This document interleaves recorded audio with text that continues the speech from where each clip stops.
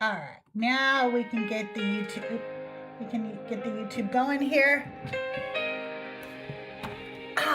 Thank you for your patience.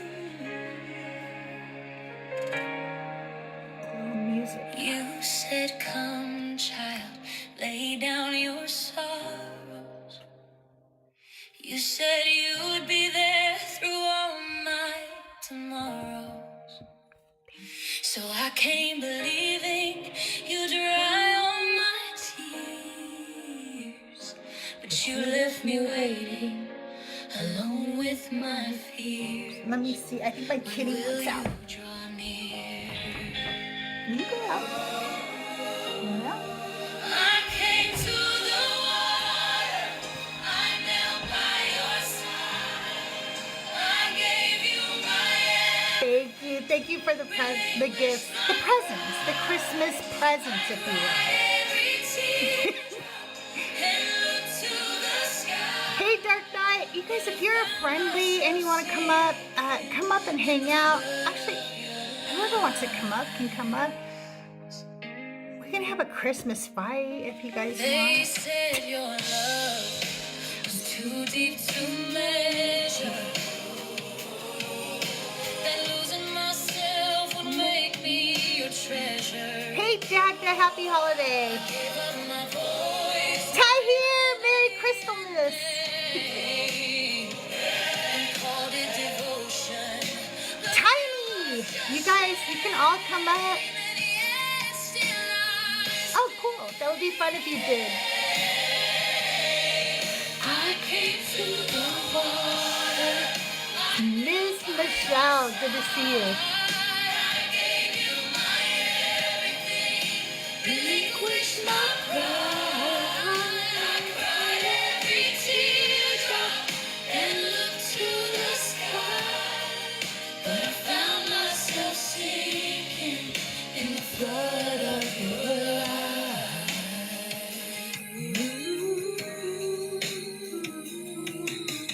You were the father who never. Congratulations, level 7. Way to go. Silence was louder than all that I feel. Archbishop, welcome in. Merry CrystalMas to you. I found my strength and I walked up on shore. I'm no longer yours. I wish I could sing like that. And found only me, the girl you abandoned when she. Thank you for being a fan in the fan club for 300 days, Ms. Michelle. I really appreciate it. Your support is, it means so much to me. Everybody who follows me, everybody who gives, everybody who shares, you guys are amazing. Merry CrystalMas, Corpsman. Merry CrystalMas, Spicy. Shattered Foundations podcast is in the house. Merry CrystalMas.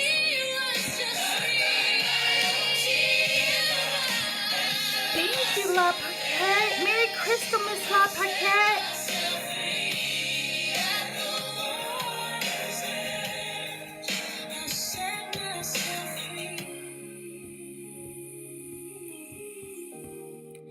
At the water's edge.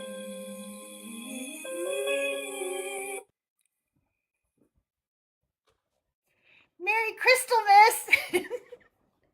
Merry CrystalMas.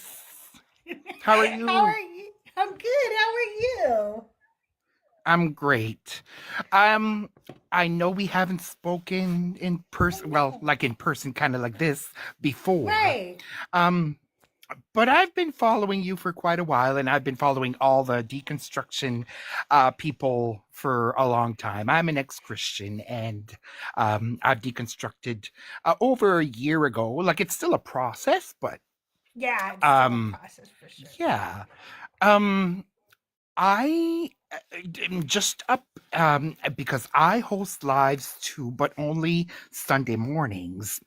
And Oh, lately, I have hosted people who have deconstructed that want to share their story. And I know that you know so many people, and I'd be honored if you could share maybe some people with me, awesome. send them my way. Yeah. Um, uh, yeah, I'd love that. I would definitely do that. Are you in my Discord? It's okay if you're not. I'm Doesn't not. Discord. matter.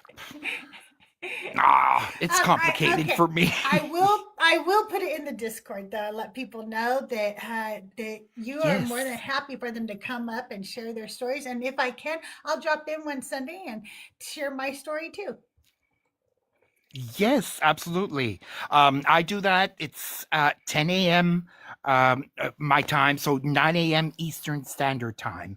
So Okay. you're more than welcome to join Oh, anytime. that's so early for me. It is. It's 6 I a.m. know. It's very So early. I might be up, I might not. You know, like it depends. I know. But I thank you for everything you do.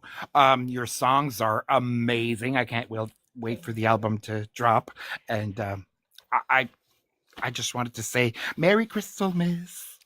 Merry Christmas. Thanks for being here. And thank you so much. I love hanging out with you in chat. We have a lot of fun together, and you're always such a great supporter. We really appreciate you. So I will definitely share that information, and I'll share to the Discord so you can maybe get some people in there to share their stories with you, because I think people really enjoy having spaces for the deconstruction community where they can talk and share their experiences, not just debate and have conversations with Christians, you know?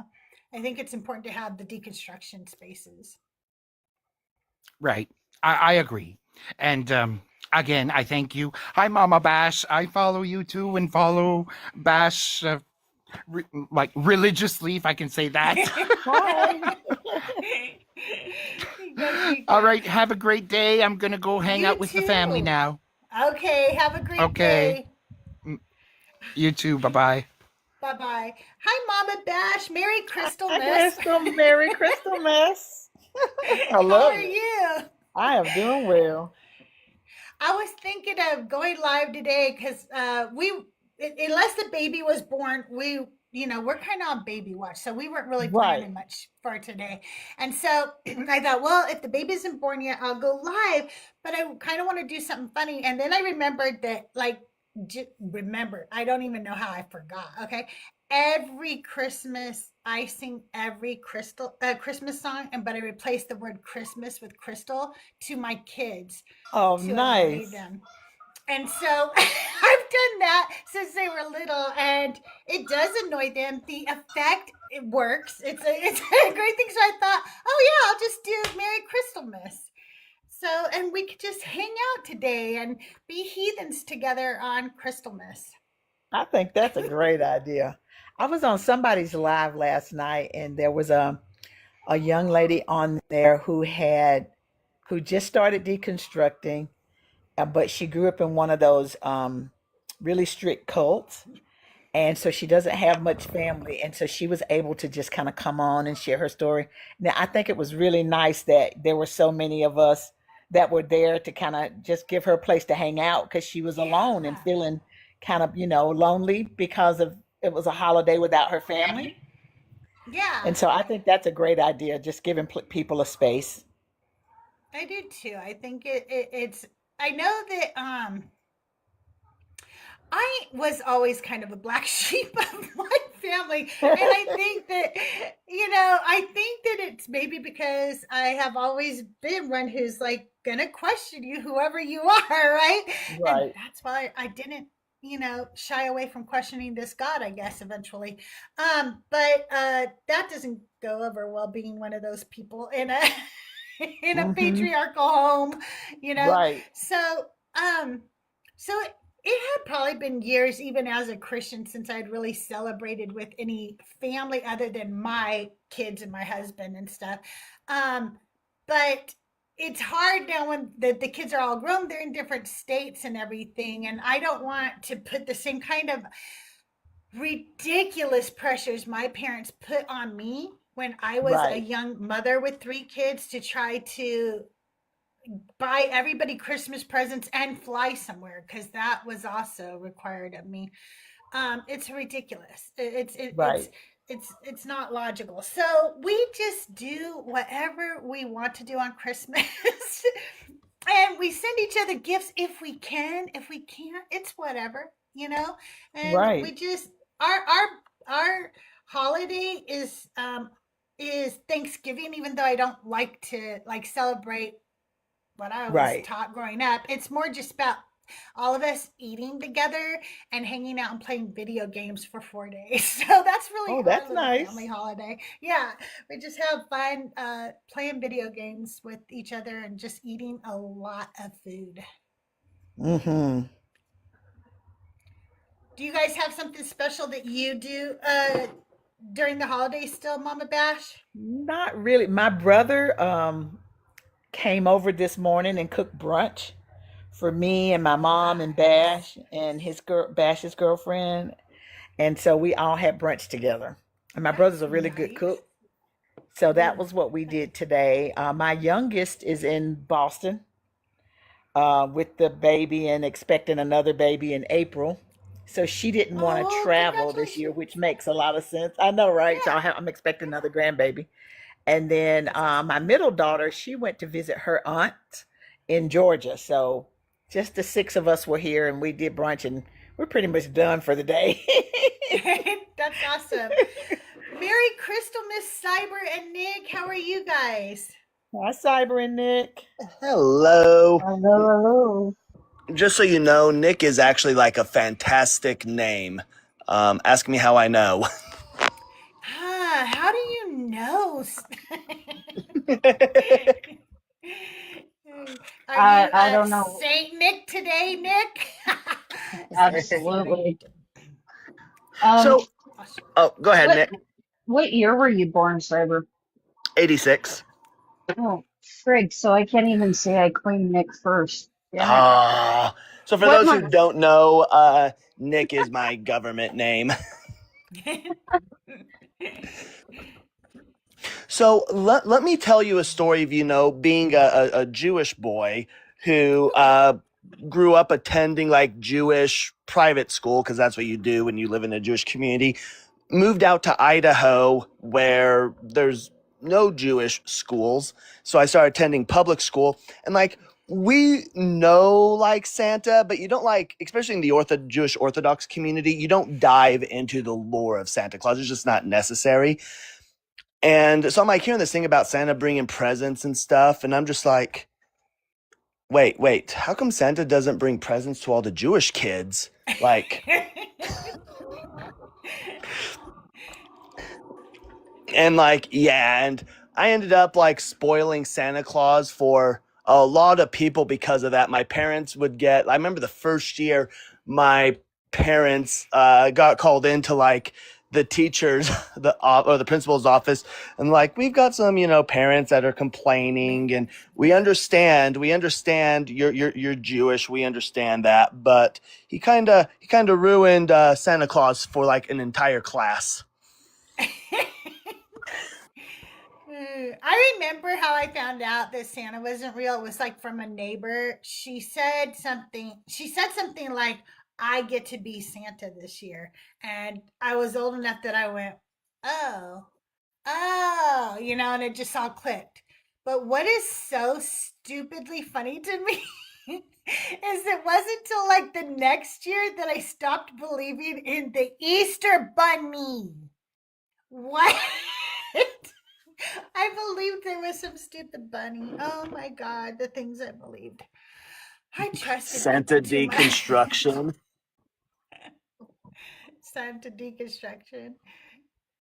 Hey, buddy.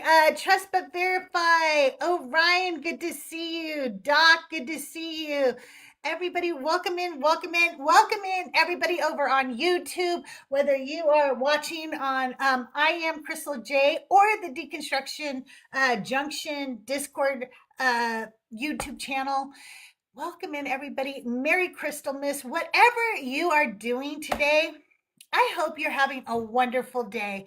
Whether you are with family, if you are by yourself, if you just, going to have a quiet dinner with a few friends, whether you celebrate Christmas, whether you celebrate Kwanzaa, whether you celebrate Hanukkah, whether you don't celebrate, I don't care. Whatever you're doing, I hope you and your family are safe.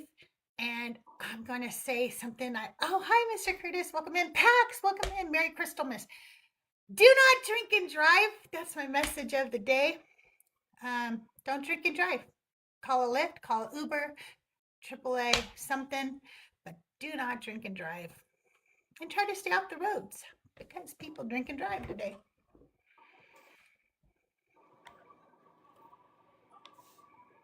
I do always hate when people have to travel on the holidays because I worry about drunk drivers. It's so weird, right? Welcome in, Courtney. Everlasting. I don't know if I said hi to you. You've been here since the beginning, but Everlasting. Merry CrystalMas. I hope you guys are having a great day. I stopped believing in Santa when he wrote me a letter when I was like in grade 1 saying that they were all out of boats for the bathtub. And I was like, how can you run out of boats when you literally make them? And then I just started glaring at my mother and I was like, oh. And I've never forgiven her. I'm Okay, 39 years old and I'm still waiting for my boat for the bathtub. Well, when I was a little girl, we used to have this Sears catalog wish book every year that you got in the mail. And every year you would open that book and then circle all the toys you want. Mama Bash, did you ever look through that wish book, the Sears wish book? Yes, I did. Okay, so I didn't have to make a list. You just circled everything. And every year on the last page of that book was a car for a kid, right? Like it started, as a pedal car, or whatever. And it every year some kind of cool car was on the back. And every year I asked for that car and I never got that car. I was so upset because I remember the year. You know how they always put what age range that a gift is for? Like this is for 10 to 14-year-olds or something like that. The year that I knew that I was gonna age out of it, I was so sad because I didn't get that car. I did not get that car for Christmas. And then I'm wearing my Christmas story t-shirt today to be festive. You never got the Barbie Jeep either. You know what I'm talking about. See, you knew what I was talking about. That car. Sometimes it was like a convertible, like, Cadillac or Barbie Jeep or whatever. I just wanted that car so bad. Never got So, it. speaking of A Christmas Story, our town has, I think there's 30 people who have the leg lamp. Oh, And really? yeah, and they have got together. And if you can go and visit all the houses and manage to take a snapshot of the thing in their window, they give you like a $10 prize for taking the time to go do Wow. that. That's cool. That's kind of fun. I like that. Um, Not far from me, my town does. I don't actually think that my town does anything for Christmas. I was gonna say something, but I don't think it's for Christmas. They do some very famous play or something, but I don't think that's a Christmas play. Now that I think about it, I don't know. My town's not known for anything, but but something with my name and then that's illegal. That's what it's known for. That's what my town is known for. And you'll have to figure that out because I can't say it on TikTok. Ty here figured it out because she just dropped unalived. Oh, I thought you requested it.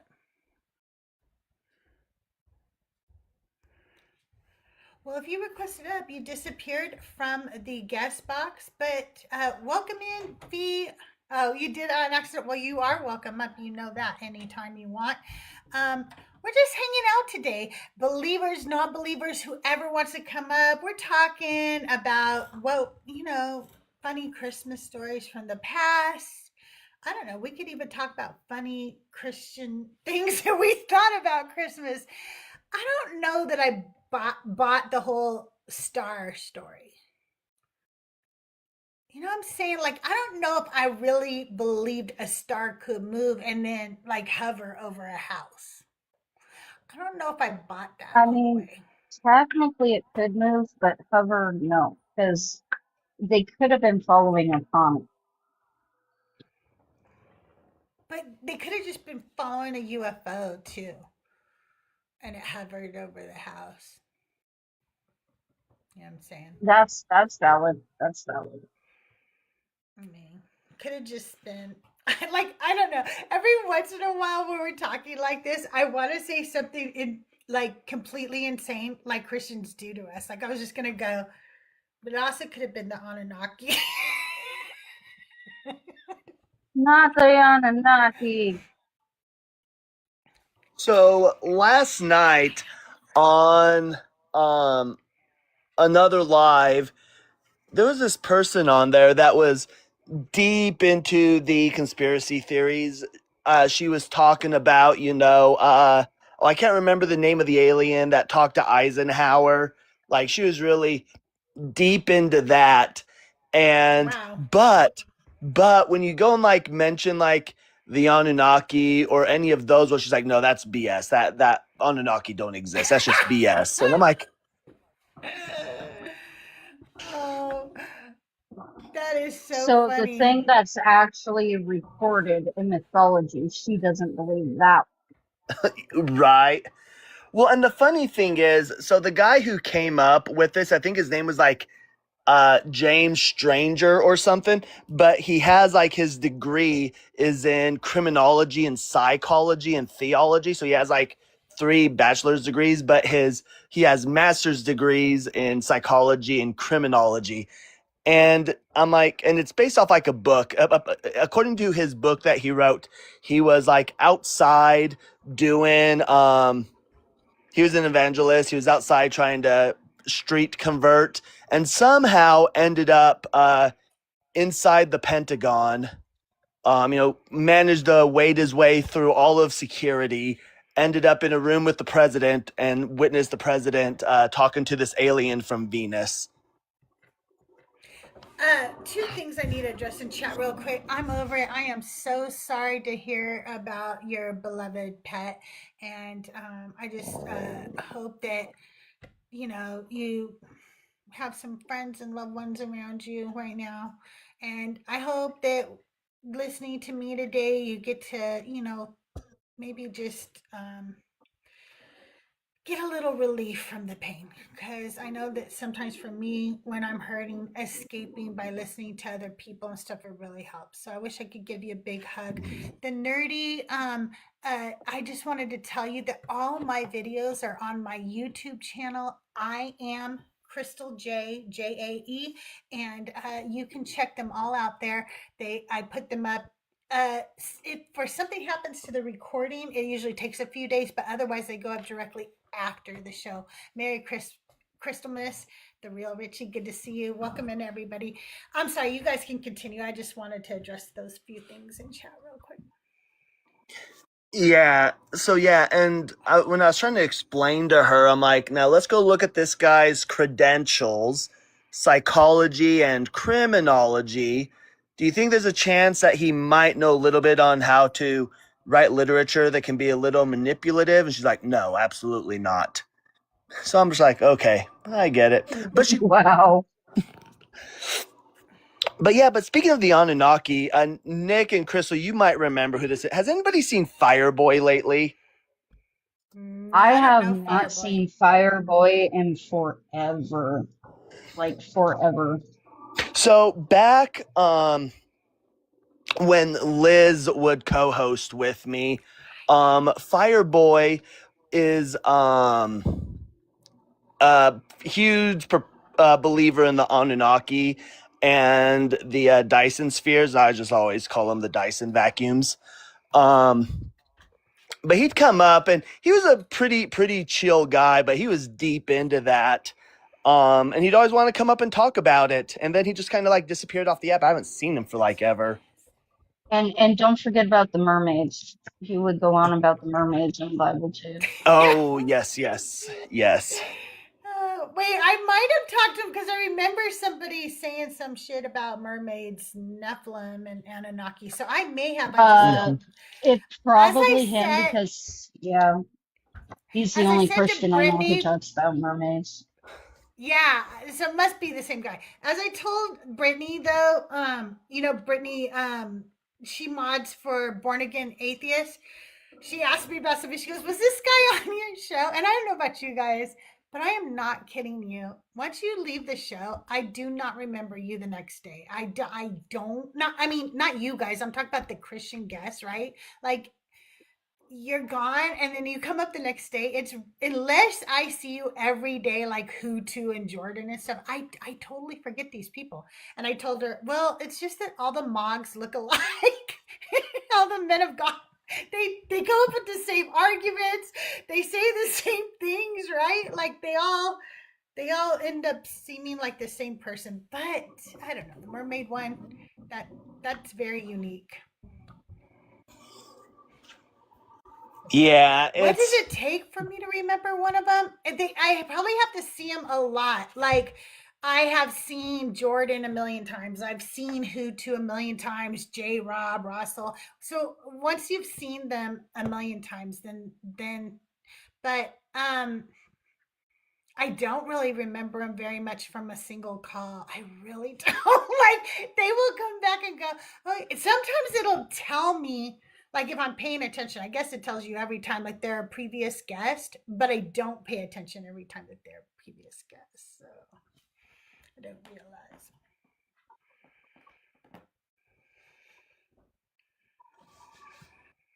So I'm just curious because we've all heard the myth of how in 325 during the Council of Nicaea, it was to fight the Arius belief that Jesus was not divine. And it had over 300 bishops that were there, St. Nicholas being amongst them. And, the myth goes that as Arius was providing his argument for why Jesus could not have been divine, that St. Nicholas got agitated and went up and slapped the absolute matzah out of him and turned around to the other bishops and said, "Tell me now that Jesus wasn't divine." And then Arius stopped giving his argument. And then later on they voted to that Jesus was divine. I mean, what if that slap had never occurred and we now have no belief that Jesus was divine? How different would Christianity have been? And of course it's a myth. We don't know if St. Nicholas actually slapped him. It's a myth. But what if the slap had never happened? I just want really want to see a video of somebody reenacting that. And I want them to wear a red suit and shit, though. I want them to dress as the Coca-Cola Santa slapping the shit out of somebody at the Council of Nicaea. I don't know why. I have a dark sense of humor. I really do. Welcome in, Eddie. Merry CrystalMas. If I didn't say it, Nancy. Merry CrystalMas. Witchingly Witchy. Merry CrystalMas. Saba. Merry CrystalMas. Eddie. Merry CrystalMas. I'm over. If I didn't say it, Merry CrystalMas. Aaron Stone. Merry CrystalMas. Amy Cook. Merry Christmas. The guest box is open. We're hanging out. We're talking. You can come up and tell your stories. You could talk about the time you never got the Christmas present that you really wanted. You could talk about the time you did get the Christmas present you really wanted.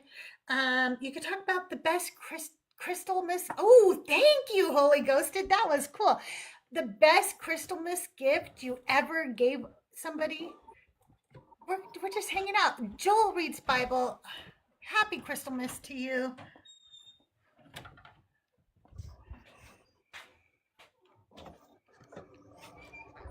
So were The the best. cookies gone for anybody else this morning? Oh, honey, cookies don't last in this house. We didn't have cookies. We had caramel and cheddar covered popcorn, and yeah, there's no. One of the best. Hi, Ty here. Hold on, give me 1 second. Sorry, I had your YouTube stream playing in the background. That's okay. So I'm typing an email. I just wanted to say really quick. So when I was younger, I used to talk to Santa like I talked to God, like I would pray. I Aw. wouldn't do like the Christmas list and what have you. And I remember when I was younger, there was this one year. Have you seen the Brandy and Whitney Houston Cinderella? Yes. Yes. It's so good, but the ball scene, they had the best dresses, like so pretty.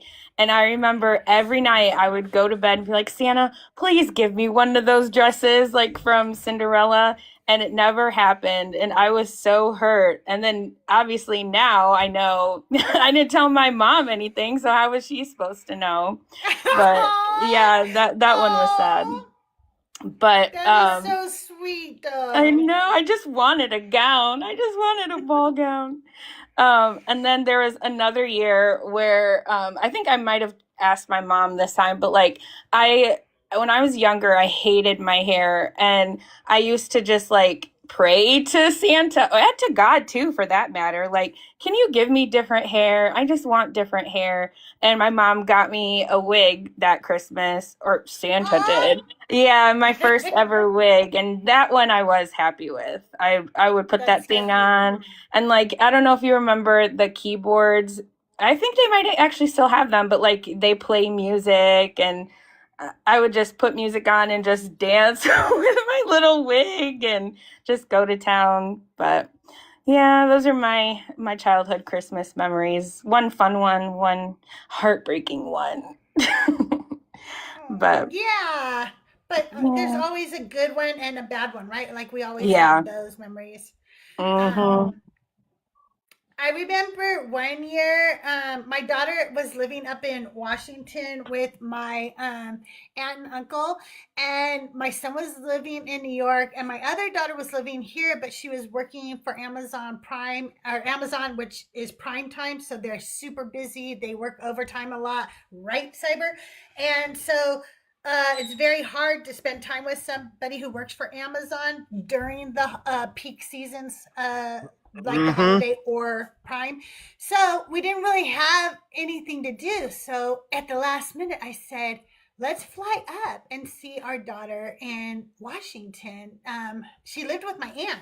So I contacted my aunt and I said, I like have never done anything like this before. Like, would you be cool if we fly up and see you guys on Christmas Eve? Like, we're going to just show up on Christmas Eve. And she was like, yeah, I'll totally keep it a secret and I'll make them stay up late. So our flight landed around like midnight. So we were coming in like right at midnight. And she was making my uncle and my daughter stay up to watch It's a Wonderful Life, and she was like, it's a tradition, we have to. And her husband was like, what is she talking about? This is like not a tradition. And so when we came down the stairs, we're ringing the bells, but they were so tired, and she was like, did you guys hear that?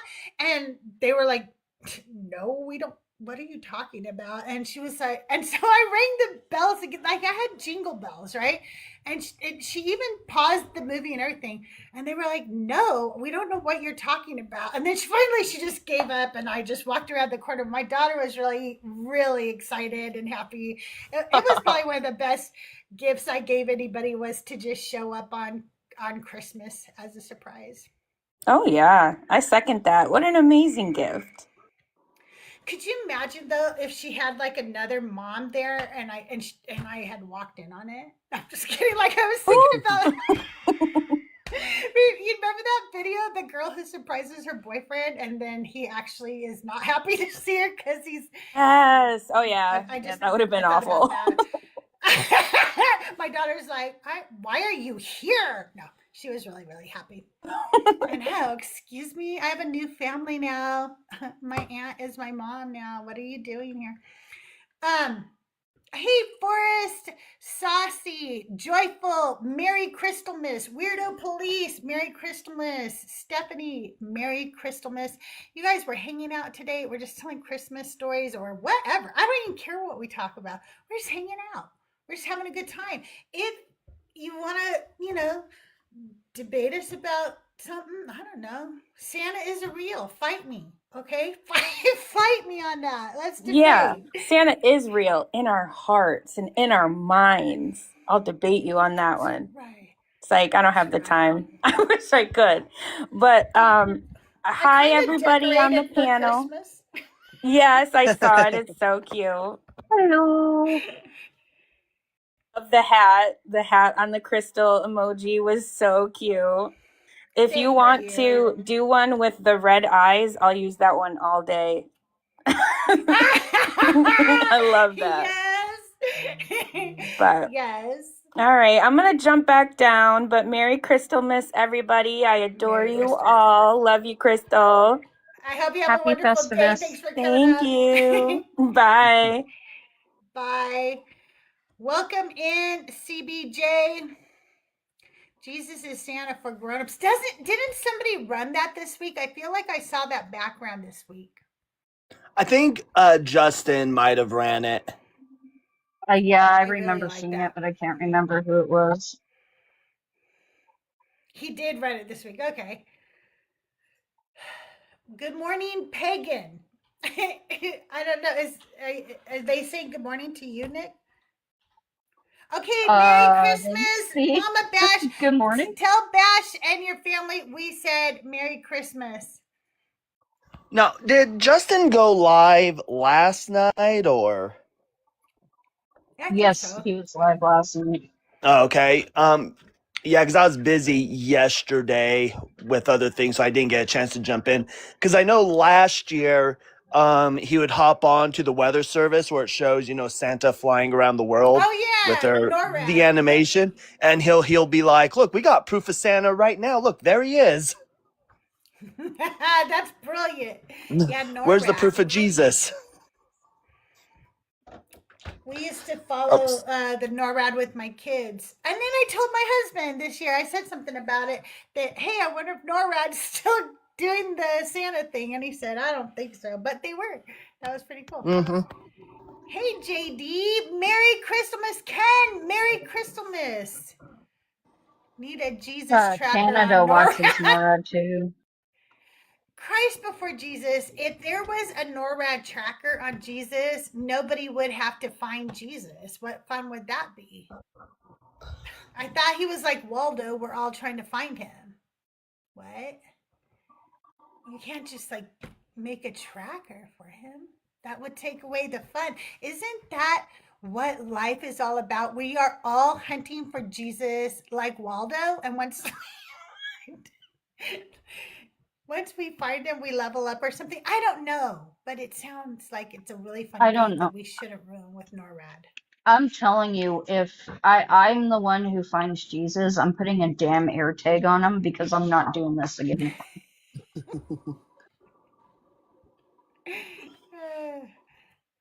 Maybe the real Waldo was the Jesus inside us all along. Oh my God. That's so fucking beautiful. You're right.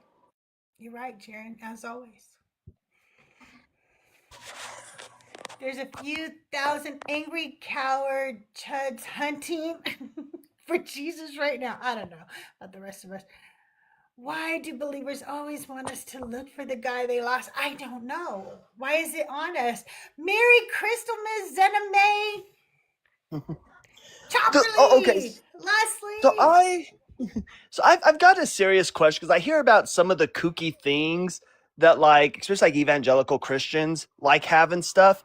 But Mm-hmm. was there ever like a Where's Waldo book made that'd be sold in like Christian bookstores, but it's like Where's Jesus? And it's just like biblical locations or biblical stories, and you're just supposed to find like Jesus.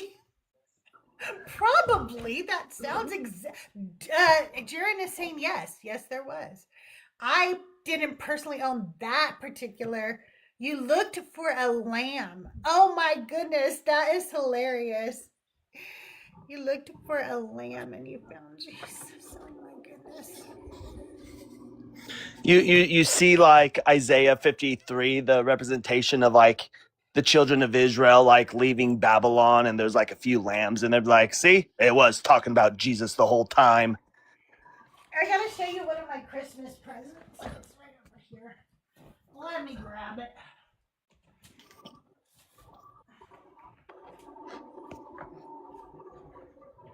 Look what I got.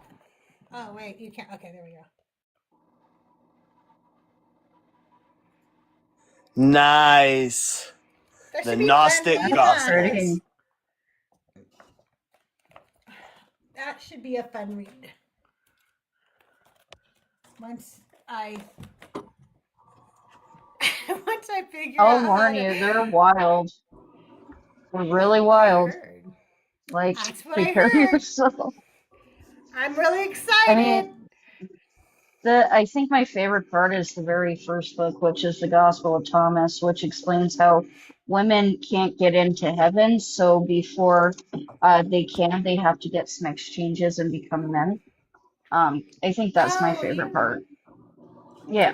I did not realize that the infancy Gospel of Thomas was different than the Gospel of Thomas too. I learned that. I was like, oh, that's a different gospel. Dang it. There's too many of Oh, them. yes. But the infancy gospel is my favorite. Ooh, nice, Hashtag Cow Father. justice for Zeno. What's that? So in the Zeno, infancy like. gospel, yeah, so in the infancy gospel of Thomas, Jesus is just unaliving a bunch of people Oh as a yeah, I child. didn't know that was his name was Zeno. I didn't know that. I knew Well, because I was telling my husband about that. Zeno is the boy on the roof. So Zeno was the boy that got pushed off the roof, and then all the children run away. And people have already been weary about Mary and Joseph and Jesus because he's been unaliving children this entire time. And they look up, and Jesus is up there alone by himself. And so they yell like, get his parents. So his parents show up, and Jesus, like Superman, or not Superman, like Iron Man, jumps off the second story, lands on the ground. And you know how like when you're kids, or if you're a parent, you've had kids, where the oldest kid will do something accidentally or maybe purposefully hurt the younger one, and like, oh no, Yeah. don't tell mom, don't tell mom. You get this vibe from it because like Jesus, like they're blaming Jesus for unaliving him. So Jesus resurrects him and is like, tell them I didn't unalive you. Tell them I didn't push you. And the Zeno's like, no, you didn't push me. You brought me back to life. And she's like, see, I told you I didn't do it. That is so the bad seed, right? like if the bad seed had resurrection in it, okay? Because I obviously mean, it doesn't. She just goes around have you loving guys people. have you guys ever watched the movie Brightburn? It's basically the evil version of Superman, and it's a kid, and he's No, like going around unaliving people. That's what that gospel reminds me of. The infancy gospel is that's like evil crazy. Superman. Hey, you guys, keep tapping the screen. I've been live for about 45 minutes now, and we are not on track at all for 100,000 likes. And there's 43 of you in here. So if we all start tapping the screen right now, and by all, I mean you guys, because I would just be hitting my screen, and that wouldn't be good. It would just make you guys bounce and shit. Um, that would be really nice. And if we could get the shares up to over 100, because that needs to be done in the first 15 minutes. So if you just hold down your screen like this, it should give you a list of names of people to like just start sharing it out to. And then you just do that. And then the numbers go up like Tahir's doing right now. And when you don't do it, your name doesn't show up. So then I put you on a hit list and I say, Nick, take care of him. And then Nick comes and gets you. I don't know. I just need you to share and like and do all the good things. I'm just kidding. Nick's in Canada. My guy's local.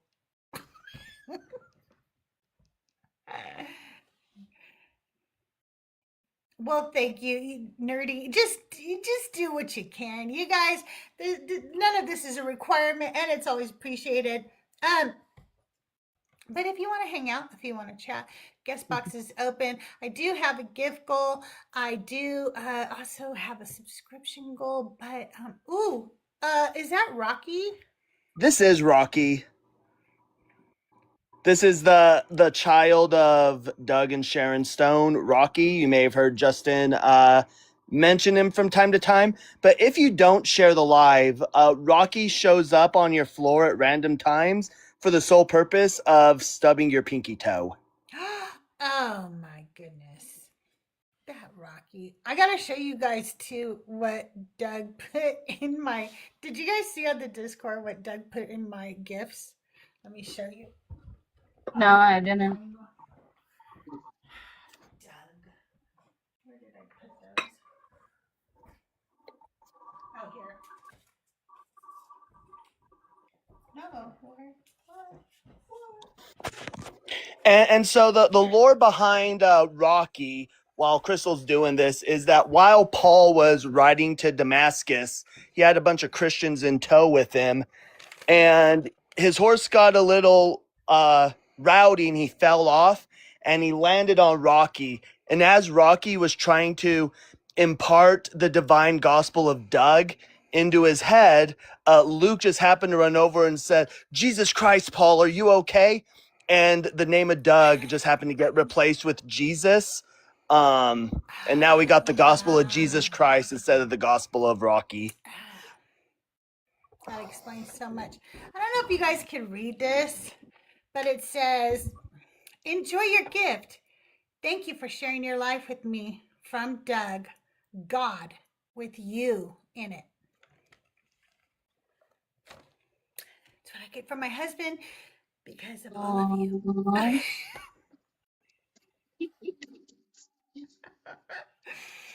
Yes, he now thinks he's a rock god. He's a rock god. That's just awesome. That's awesome.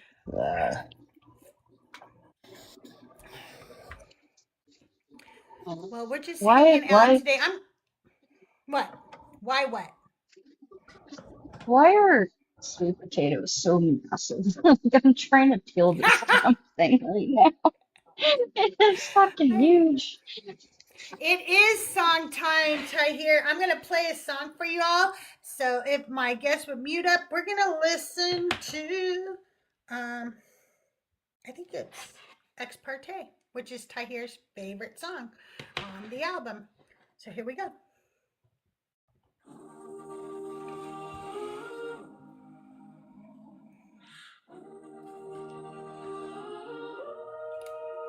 I hope I'm not late to the party. I've got something to say. And I want every gentleman here to have a front row seat for this ex-party. An ex-party for the ladies. One side talks, one side stays mute. You carved your covenant in marble, but forgot the feet that swept the pews. We bore the sons that filled these seas. And you signed the pact without the one that believes.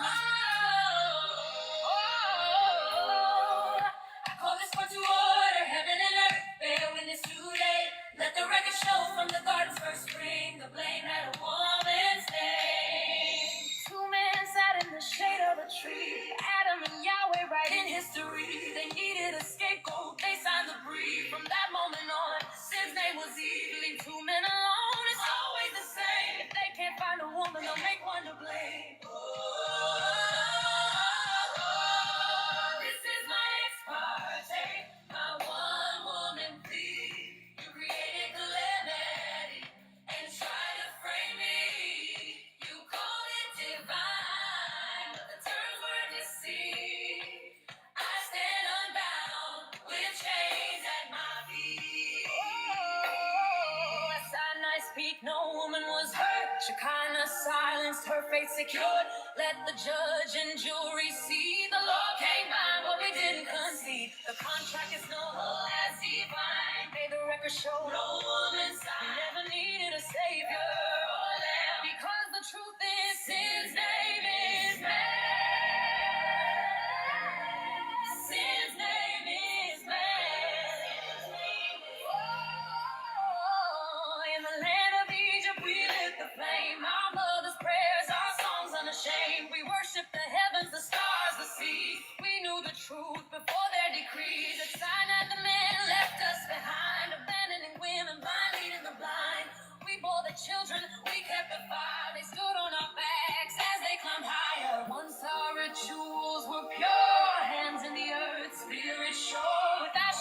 grace. They gave us no choice, but no God, no man can silence her voice. May it please the court to hear my battle cry. We denounce the God, we denounce the lies. The pens were theirs, the scrolls they made. It is man's guilt and man that needs saved. Rise up now, behold the power. It's time they bow. Right now is never ours to share. Without the glory, there's no guilt to bear. Every woman today stands free. If sin is known, man holds the deed. The contract is null as defined. May the record show no woman sign. We never needed a savior. Because the truth is, sin's name is man. Yes,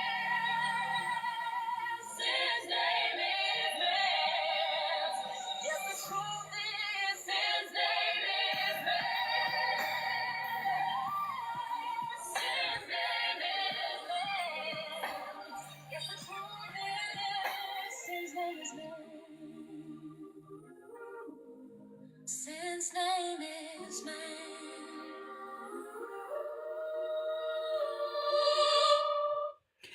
Crispin, I was reading everything you were writing. I'm sorry. I'm glad you told her that too. Good for you.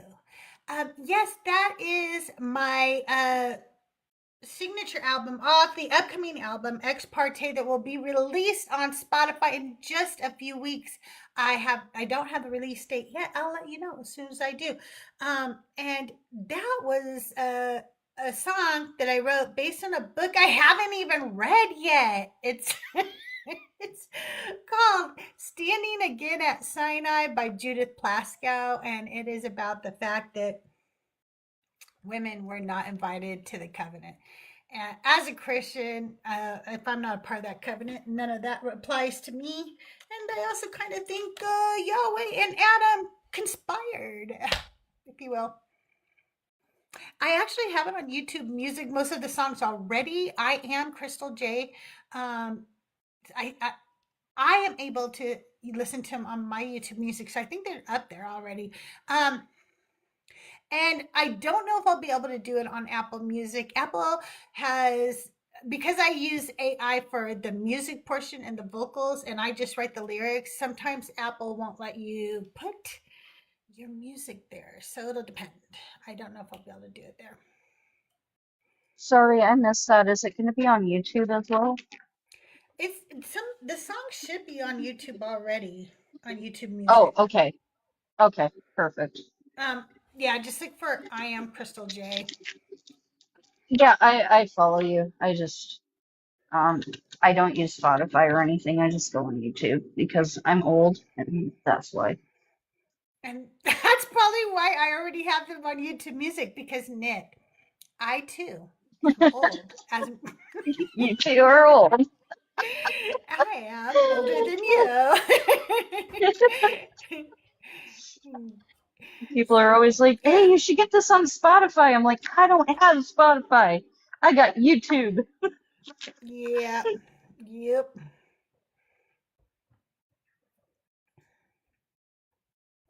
Okay, maybe I have to do something. I don't know. You know what?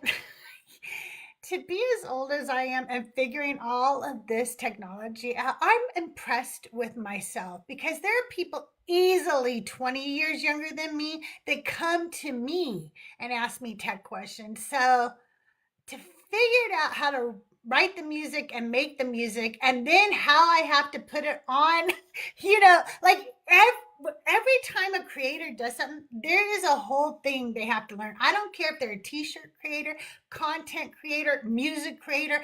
There's something they have to learn in order for it to get out there, and no two things are the same. I was trying to crop a picture yesterday. I just wanted to, actually, I didn't even want to crop it. I wanted to resize it to make it a thumbnail for YouTube, okay, which is 1280 by 720. Do you know how many people my age wouldn't even know what I just said? They wouldn't even know what those numbers meant or anything, right? Okay, let's just start with that. But and they would not even fucking know what I meant, that I needed to make a thumbnail for YouTube. Okay, they would not know these terms. All right, and so I go to do it, and I'm used to Photoshop, and I just didn't have it on this computer. I now use my iPad more, so I use Procreate. See, you always have to learn something different, right? So I'm using Canva, and I set the picture to what I want or whatever, and the save button is under intensified, and I'm like, what the fuck? And I'm like looking at it, I'm like, what did I do wrong? Like, why can't I just, I don't understand what I'm missing here. What am I missing? I changed it. It's the size I want. I now just want to save the picture. This is what I want. And I finally had to scroll down to the bottom of the page. There's an end, and then you hit save. And I was like, why? Like, who went, hey, let's make them end and then save? Isn't saving ending what I'm doing like it used to be? It used to. I mean, you'd think. Oh, okay. Well, thank you for that. The nerdy. I will take a look at that. No, there's no intuitive things at all. Oh, so then I went to another program. I don't remember. I had to keep doing stuff because each program had some kind of weird thing that wouldn't let me finish what I was doing. But finally, I made a fucking thumbnail for my fucking YouTube. It's it's always something. Because I'm trying to upgrade my YouTube to match my new like logo and background. Hey, Sabra, you have a friend in chat, Usman? Yeah. It's been a while. He is Muslim. Back when I used to do LGBTQIA plus debates, he was my M's back in those debates. And he used to come Oh, that's up. cool. And so how are you doing, my friend?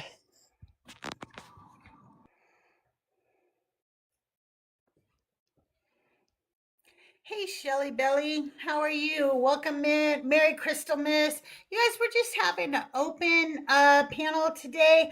I'm going to go ahead and play you guys another song while we wait. If you want to come up, tell a story, say hello. I don't know. I tell a joke as long as it's not, racist, misogynistic, bigoted, or homophobic. We're cool with that. Make it appropriate, and make it funny because we're not doing something that's not funny, right?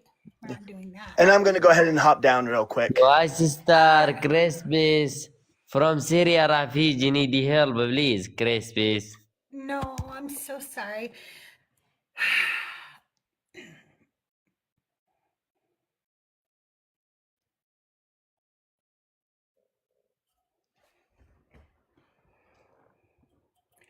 Thank you, Ozzy. Appreciate it. All right, well, we're gonna go ahead and play "Miss Me" with that misogyny. Miss me, now you gotta kiss me. You interrupt my sentence, call it just a thought. Say you love strong women till you get caught. You want a queen who keeps it light and sweet. But bow down, little man, and kiss my feet. Yeah, you're misinformed, misguided, mistaken. And that charm, boy, I know you're faking. Me with that misogyny. You ain't the man you think you be. This me with that hypocrisy. Your fragile ego and royalty. I'm misbehaving and just being me. Miss me with that misogyny.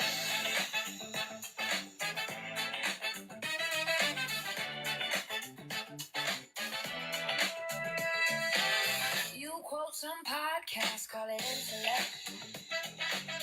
But all I see is you begging for respect. You rate our bodies, dismiss our brains, then cry not all men again. Miss me with your tone. Miss me with your sigh, miss me with your sweetheart. Boy, bye, bye, bye. Miss me with that misogyny. Don't need your fake apology. Miss me, can't you see? I'm a star. You're just an extra, baby. Miss me with that misogyny. Misogyny.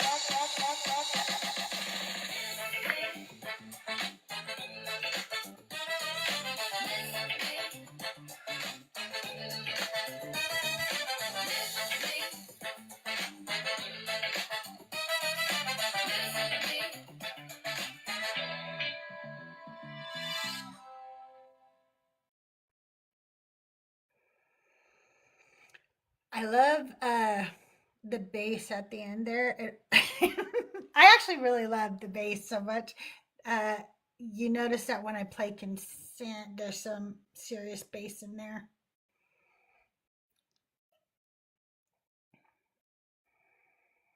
You guys, thank you so much for being here. Thank you for the 14,000 likes. Thank you for all the gifts and the shares.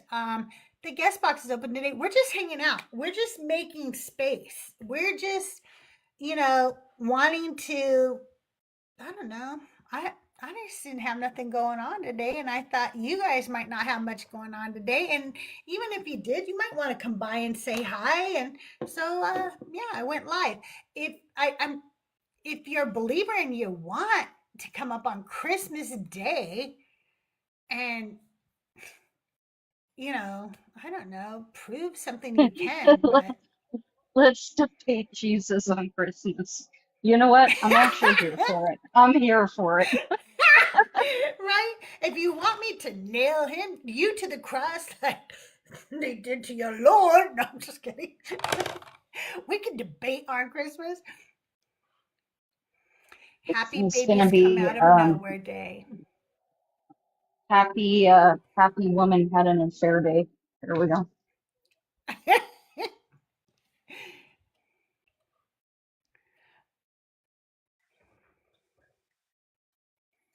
Hello, how's it going? Hey, redheaded, how are you? I was reading the comments. Denise said, I always wonder how the women that do the line act etc. deal with so many of the creationist wackos pivoting into misogyny when they realize they lost. Oh, we all deal with that, don't we, redheaded? Don't we, Nick? Yes, indeed. I dealt with that last night. I went live for like the first time last night for like I on was my own. watching you for a while. You were Oh, were doing you so really? good. Yeah, Oh, I thank came in you. a few times actually. I think it's like it's really hard to like pay attention to the panel and like watch the comments and see who's like actually Right? like streaming into your live. Like I never realized how difficult that was. Right? I Like didn't as either. being And like the then host. I don't have all the multi screens and stuff. So there's been times where people have tipped me on like Cash App, Venmo, or PayPal. By the way, if you all want to tip me, those links are in my bio. You can send me a little Merry CrystalMas. And I don't notice until the next day. And so you will get thanked tomorrow because I don't have all the extra screens Right. everybody has. Like I I do noticed a have few my people are iPad. gifting me, but like it was incredibly difficult to keep up with. It's Like, difficult. yes. So like now I understand what it's like to be a host. It's kind of overwhelming a little bit, especially when you're just on your phone.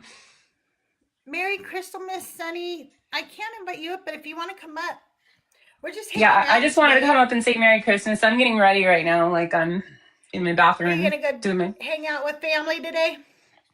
No, I'm getting ready for a bartending event. Oh, nice. I forgot you said that you make some good money on Christmas. So I hope Yeah, you get some big that's. ass tips. They mainly pay me like a huge base rate. Cool. But yeah, it's good money. Cool. Well, have a good day today, and I hope you make a lot of money and stay safe. Because keep an eye out for DUIers out there on the road. Oh, exactly. Thank you so much. And I love All right. everybody in the chat. Thank you, like Deconstruction family, Make for sure you guys are following supporting me Redheaded last night. because It was so much she fun. Oh goes my live. gosh. That was a lot of fun. Yeah. She's I mean, amazing. cookies. This Did you is see me make my cookies on the live? Or yes, I saw you, and I also saw you with all the kisses all over your face. It was so cute. You just click on her, and then you follow her. The nerdy, just click on her, and then hit follow. exactly. Yeah, Well, Merry Aaron Christmas, will find everybody. you. Merry Christmas. Have a great day. You too. Bye. Happy Bye. Festivus. CrystalMas. What? CrystalMas. Text saying CrystalMas. Merry CrystalMas, everybody. And then there's Festivus for the rest of us. That's right. There is. If anybody's old That's enough to remember Seinfeld, I don't know. Like I said earlier, I'm old. No, it's true. I did used to lie to my kids about Santa. I was one of those people who did perpetuate the Santa story. And then one year we just didn't really have the money. It was a time where everybody in the aerospace industries were being laid off in the early 2000s and or mid 2000s, somewhere around there. And so money was really tight for us. So Doug and I talked about different things we were going to do. And one of the things was I went to this craft show in town at a church, and they had this basket, and in the basket there was three of everything. There were like three puzzles, three gift cards to McDonald's, three, like just three of everything. And so it was a silent auction, actually. So I put a bid in on that, and I won it. So I had little gifts for the kids, but we didn't really have like a big present for them. And so I asked Doug if he would make a carpet ball table. Do you know what carpet ball is, Nick? Not sure. Okay, so It carpet sounds ball familiar. it's usually like at like camps and stuff. You'll see these. They're like long, almost look like shuffleboard tables, and then there's usually like some fake carpet in the inside of this long box like table. And then there's like a pocket on each end of the table. So you stand on one end, I stand on the other, and we have, I forget, like 6 or 7 pool balls each. Okay, and you can set them up in any arrangement you want. And one of us goes first. You figure that out, flip a coin, do whatever. My job is to try to knock all of your balls into your pocket before you do. And so I throw the cue ball down and try to knock some balls in, and you do it back and forth.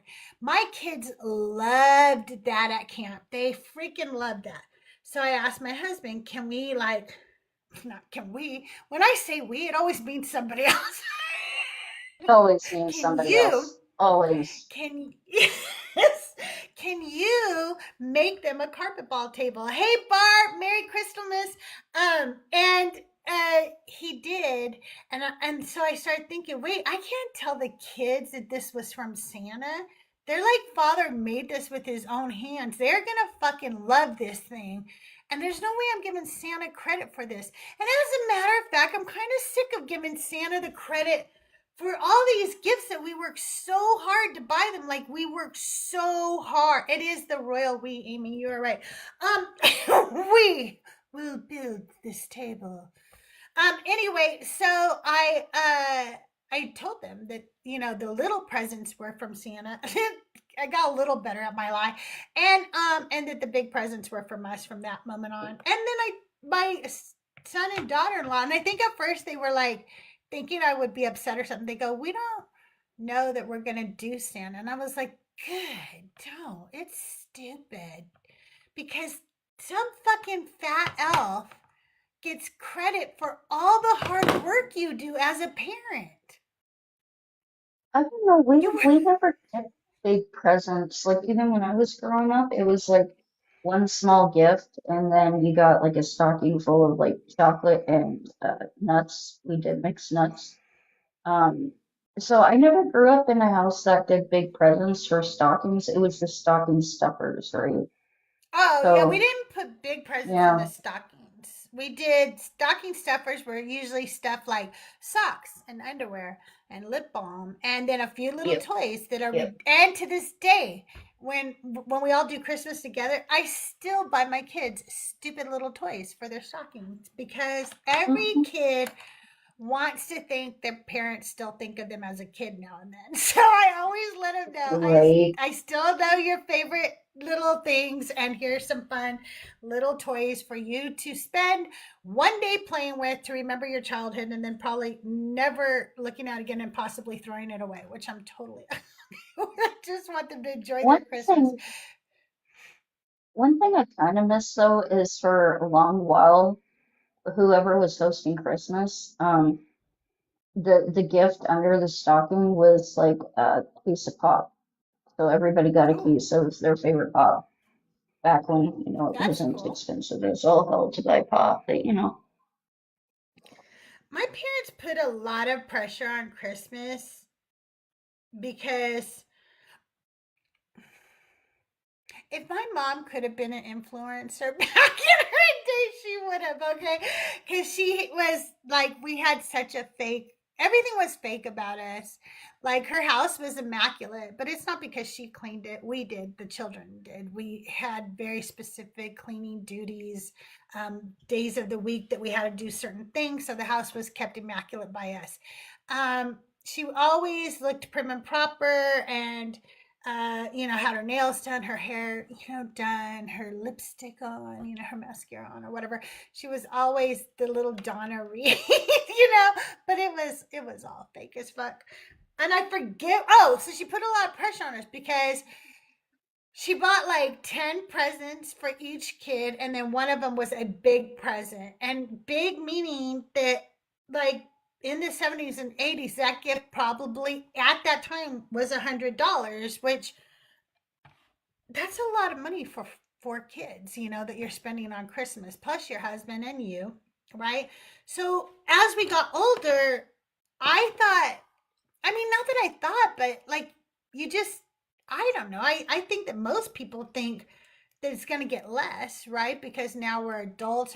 It didn't. It did not get less. And then she expected the same from you. And here I am trying to raise 3 kids, and sometimes we're struggling. It's really hard to raise 3 kids financially, and anyway, she didn't care. They did not give a fuck that you were struggling. They still wanted gifts, and they wanted you to do it. It would be a long time for me to learn I don't have to do something just because it's my parents' tradition. I think that was a part of my deconstruction is just realizing I don't have to have my parents' traditions. And that was like, because it was expected of me. My sister still to this day does the exact meal my mother prepared every Thanksgiving in the 70s, nothing different, not anything. And while my mother made a very nice Thanksgiving spread, it was nothing like, there's better recipes. There's other things you could try now and then, you know what I'm saying? I don't know. I still, even at 39, I gotta have that turkey, and I gotta have it stuffed, and I gotta have those sweet potatoes and the mashed potatoes and the gravy and the thing with the thing and the thing. I mean, for me, That's I think fine. it Those was all more sound than. good. Do you like Waldorf salad? I have no idea what that is. Well, let me tell you what Waldorf salad is, because this was on my plate as a child. My sister still makes it today, and nobody has eaten it. Not in all the decades I've ever seen it served at a table. I mean, Oh we did when no. we were little because we had to eat it as a child. We were forced to eat it, but when we grew up as adults, we did not eat it. Look at them shaking their heads. Nobody wants no fucking Waldorf salad. It is cut up apples. It is cut up grapes. So far, so good, right? Cut up, like chopped up like walnuts. I can't remember, one or two more things. And then you're going to mix that with mayonnaise. And my mother used What? Miracle Whip because, mm-hmm. What? Why mango? This was sounding so yummy. What happened? Who broke it? Because it's like the nerdy one said, it's just vile. It's just vile. It's just some kind of vile marketing scheme for the big male. Big male got out there in the 70s and pushed Waldorf salad on us. Yes, YT people did break it. You know what? It's If true. there's mayonnaise involved, it was definitely a white person. I'm just It saying. was. I remember too. My mother used to serve this side dish to us every once in a while. God, I hated when she did this. Now, I want you to hear me again. I had to eat a little bit of everything my mother made, and I had to eat everything that was on my plate. This she put on our plate, so I didn't get to serve myself, so I had to eat the whole fucking thing every time she did it. She would take a piece of iceberg lettuce and put it on a little plate. Then she would take a half of a pear and put it on that plate. And then she would take a dollop of a Miracle Whip, the stuff that's like mayo, not Cool Whip, okay, which is what I would have preferred. Miracle Whip. It is so like, why are you putting that on a pear? Is your mom okay? Does she like need a coffee or She's something? Like I don't. she's dead now. I bet she could use some coffee. Oh, Although she was oh, cremated, so I don't know. She probably turned. That would give mud for coffee yeah. a I whole new mean, name. that's it's almost like the same as a child putting ketchup on everything, except for, middle-aged white woman, it's like mayonnaise on everything. I no. No. When I was a kid, too, this is another funny story about my parents. When I was a kid, every time we ate steak, they gave us ketchup, right? That's. I, if you do that, how am I learning how to eat steak? I'm learning that steak always needs ketchup. That's what I'm learning as a child because that's how you're serving it to me. Oh, So then, as I got oh. older, they would get upset that I had ketchup on my steak. But I was like, but I'm confused. I thought that's how you ate steak. It would be until I, grew up and learned. I first switched to Worcestershire sauce. I switched to that for a little while because I was like, ooh, this has more flavor. And then one day I was like, oh, so if you cook a steak properly and season it appropriately, you don't need shit for your steak. You just eat your fucking steak, right? Dude. I mean, slap it in But a pan with some garlic butter, like you're good to go. Like a you, little you don't need weird rosemary. shit on your steak. Mm-hmm. Yeah, we Yeah, used to use wash your sister sauce a lot when I was a kid. I still like that. And there is a steak sauce I made that my mom taught me for flank steak that you do use ketchup as the base, but it's like ketchup, a little apple cider vinegar, some garlic, a little Worcestershire sauce. I can never say that word, so I just like to make fun of it. I Oh, I I used to like just call make it one wash your too. sister sauce. That's the only way to say it. Wash your sister sauce. Worcestershire. It reminds me of Vita Vada Vegemin from Lucy.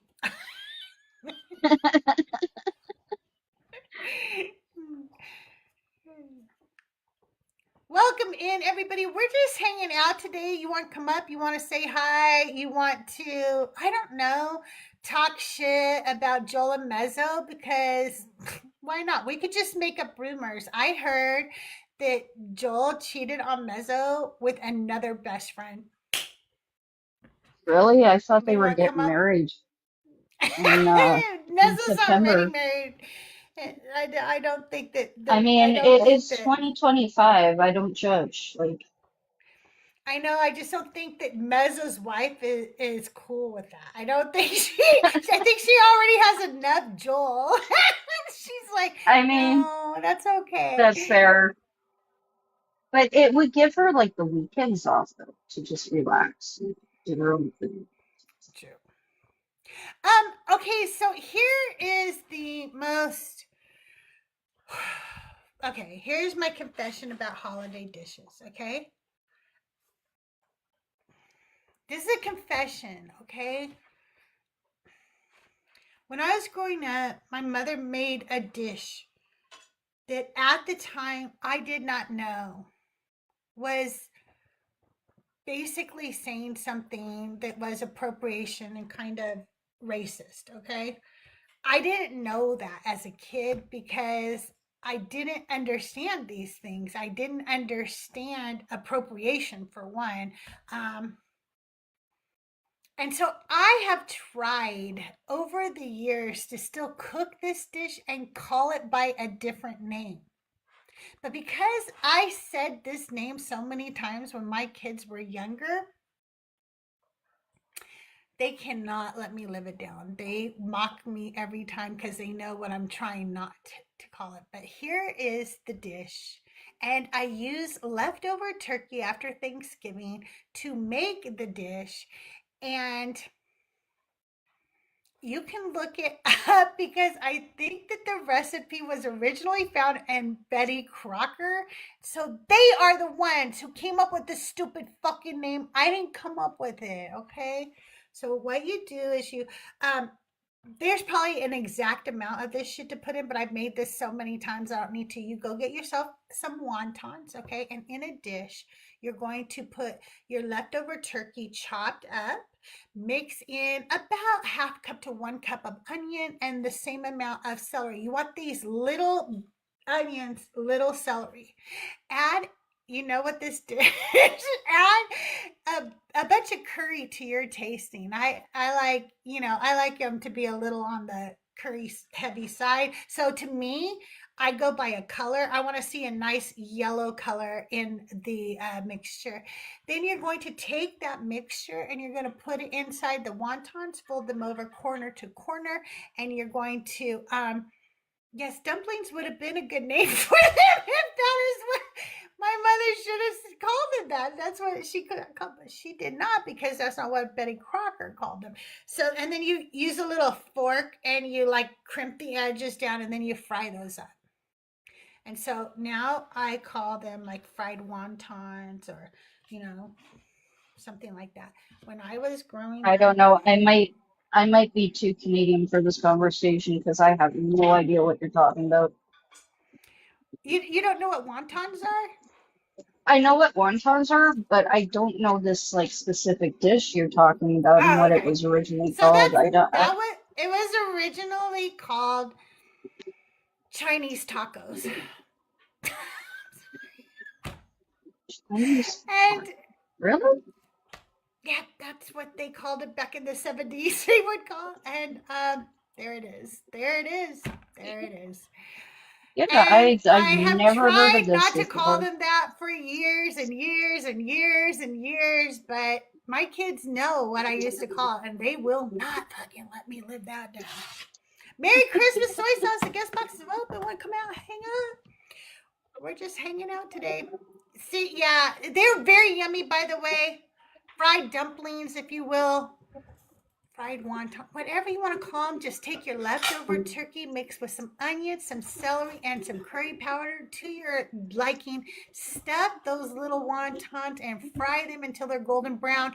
And make yourself a little dip or something to dip them in. I don't need a dip. They taste fucking delicious to me just as is. Oh, okay. Well, I hope you're We having a Merry Crystalmas soy sauce. And we had Shadow, good to see you. a a licorice treat here that's named a lot worse than what you're looking at. Really? Yeah, so they were these roundish licorice things, like black licorice. And in Canada, they used to be called something that I don't even want to allude to on here. Okay. And it wasn't until I was much older that I'm like, we should maybe just start calling it licorice. Um, Yeah. yeah, it was the N word, the hard N word, Mm. babies, and that's what Oh they my were called up God. here. And yeah, I know. And it wasn't until I was much older that um I was like early 20s that I was like, you guys think maybe we should just start calling this shit licorice because that's what it is? But yeah, it's a thing in Canada, and Yeah, it's wild the shit that they used to name things way, way back in the day that we're looking at with the bombastic side eye now. Oh yeah, for sure. There are so many things. But I still like that recipe. I just don't call it that anymore because I didn't know Betty Crocker was appropriating names and shit and being a bigot. And I didn't know. Now you know just I to didn't call them know. wontons Yeah, I or didn't know that you could dumplings. just say dumplings or fried wontons because I was never told. Yeah. Oh no, Amy, I'm so sorry. That sucks. Oof. Oof. Do you have a sump pump? Is it from rain? Because during the holidays, when my basement flooded, and we found out that it was the local grocery store who was selling turkeys, for the holidays and stuff. Deep fried, they were selling all kinds of turkeys. Anyway, they were taking a lot of the fat and grease and just dumping it down the drain, which you're not allowed to do because guess what happens? You back up the entire drain. So many houses flooded due to this supermarket doing that. Oh, I hope that company got sued. That The is cool thing, horrendous. they I hope they did too. I did not sue them because I'm an idiot is really what it is. Like, no, I was a Christian and I was stupid. Here's the thing: it really didn't do much damage. Although you all know that wouldn't have mattered. If I wanted to sue them, I could have. Right? I don't have to. I could have come up with damages. You know what I mean? There were other houses around us that were damaged much worse than ours. But what had happened was, um, people were blaming the county and the city for the suit because it was the sewage line or whatever that came up into our basements, right? What Doug is a fucking engineer. He's super smart. So the minute we start to have a little water, he was like, "I got this," and he since the sump pump wasn't working, he got like the water to go outside. He pulled up the carpet, got it out of the way, got a wet dry back in there, and then got a bunch of towels, and he saved our carpet, he saved our basement, he kicked ass. Okay, so that's why we didn't sue. But what happened was the city came by our house. What?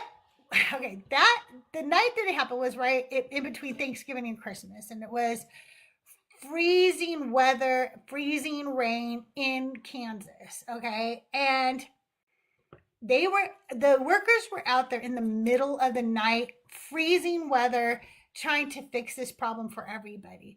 And everybody was such assholes to them. But I didn't know that people were outside being assholes. It was the middle of the night. I was inside. And I told Doug, Doug, like, I'm gonna put on a pot of coffee for all the workers because it's so fucking cold out there. And you just let any of them know that if they want some coffee, just to let me know, I'll give them a cup of coffee or whatever. And they could just leave the mugs on on our porch when they leave, and then I'll just like wash them later or whatever. So a couple of the guys came over and were like, "Fuck, you're a lifesaver. Thank you so much for the coffee. We really appreciate it." And they were like, everybody's so mad at us. They're all yelling at us, and you're the only people being nice. And I thought, I don't understand why everybody's yelling at them. What do they want these people to do? These people didn't do any of this. These people are here to fucking bail us out right now. Like, why are you being mad at people who are helping you, right? That seems weird. And so uh in the morning, I woke up and there were the mugs sitting there, and in one of the mugs was a little note about that was kind of for our kids. It was basically telling us that because we were so nice and neighborly, that they, asked Santa to be extra, kind to our children or whatever. It was really cute. And then about a month or so after the holidays, we get a knock on our door, and it's this lady from the city. And she goes, "I just wanted to let you know that if you file any lawsuit against us, that we do intend to, like, fight you to the full extent, because this is not our fault. We didn't do this. I said, oh, we're not doing that. She goes, I didn't think you were, but I have to go to each house. And she goes, but if I were you, I would check with Dylan's. She basically told us who was at fault, because she was trying to actually help the homeowners know who to sue so that they could, know who was really responsible with. And she wasn't actually supposed to tell us like exactly who was at fault, but they were pissed. They were treated like shit when they came out to fix the problem, when the problem was a bunch of turkey grease. Welcome People in, are just like everybody. straight up miserable. I mean, like, I know, like, in my area right now, a lot of people are mad at the street cleaners because they're not going fast enough. And it's like, you guys, do you not remember when our wonderful freaking mayor and city council decided to sell off a whole bunch of our snow removal plows? And that's the reason why we're not getting plowed right now. So, like, stop blaming the guys who are out there 24/7 trying to fix these roads and start blaming the people you keep voting for every Exactly. election. You people Like, displace their anger all the time on the wrong people. They they displace it on the do. people who are out there trying to help them. Whether Yep. it's, city workers or customer service people. Hmm. When you're out there yelling at somebody who's just following a company policy, you're an asshole. There's Yep. nothing they can do about it. It's a company policy. Don't like the company policy, don't shop with that company or file a complaint with that company. Exactly. Yelling at the frontline cashier is going to get you nothing, Right. except a trespass, maybe. Maybe you'll get trespass. Right. Merry Crystal Miss Pinkbeard. Might catch you a felony or two. Yeah, you might. All right, well, I'm going to play another song for you. We're going to listen to my newest song, Abelina, Ballerina. Get your tissues. I've warned you ahead of time. Abelina Ballerina is based on every woman who was a little girl in church who was told to cross her legs or pull her skirt down or button up because men couldn't handle themselves. And so it was your responsibility to make sure you weren't catching their stupid eyes as a little girl. It's for every little girl who has been abused in some way by men of God, for women who have been SA'd by pastors, or girls who have been SA'd by pastors, then shamed in front of the church while that man continues to collect a paycheck and collect money from offerings and gifts. And it's based on a character by born again atheist Abelina. And if you watch her, you'll know that that's the name she gives mogs who come up and want to ask what her real name is, because that's something. What? Like, why are you asking for her real name, you fucking weirdo? Anyway, so here we go, you guys. Abelina, Ballerina. I will be right back.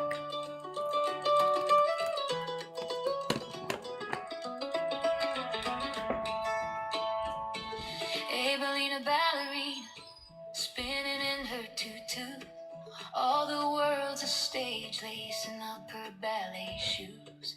Abelina ballerina, they applaud as you dance. You're so precious, little angel. Dance away if you can. Abelina ballerina, wooden floor counting time.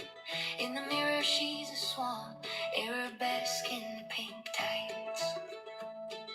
Abelina ballerina, sitting still in a pew. Preacher says that light you feel doesn't really come from you. They tell her every step is borrowed, her plie heaven sent. And for every bow she's taking, she's got something to repent. Abelina ballerina, stand still, don't twirl, it's your fault if they're not holy, so be a good little girl. Abelina ballerina, preacher says, let us pray, closes the door so no one hears, calls it a special game. He says this is guidance, says she's holy, full of grace, claims God needs her silence, blessed are those that obey. Abelina ballerina, the light has left her eyes, she no longer hears the music, and her steps are out of time. Abelina ballerina, remember how you twirled, who's to blame if they're not holy, you're still just a little girl.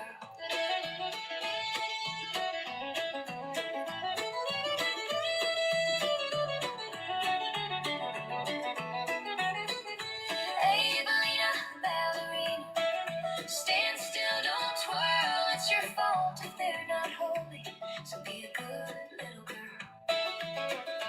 Abelina ballerina, those aren't butterflies you feel, life grows heavy inside you, child, there's no way to conceal. They say her name like a warning, obedience her only crime, while he preaches purity, taking them for every dime. Abelina ballerina learns what judgment costs, learns who gets forgiven and who pays the loss.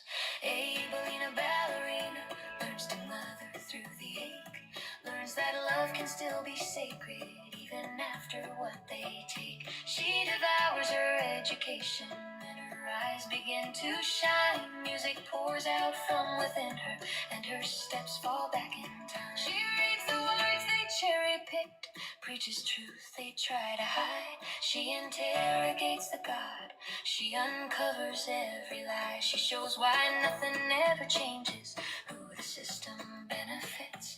Men of God who feed on power, abuse, shame, and the grift. Abelina ballerina, show me how you twirl, spinning in the sunlight, dancing with your little girl. Abelina ballerina, dancing center stage again.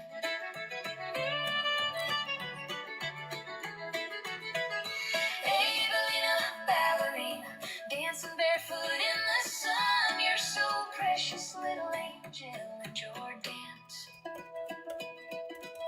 has just begun.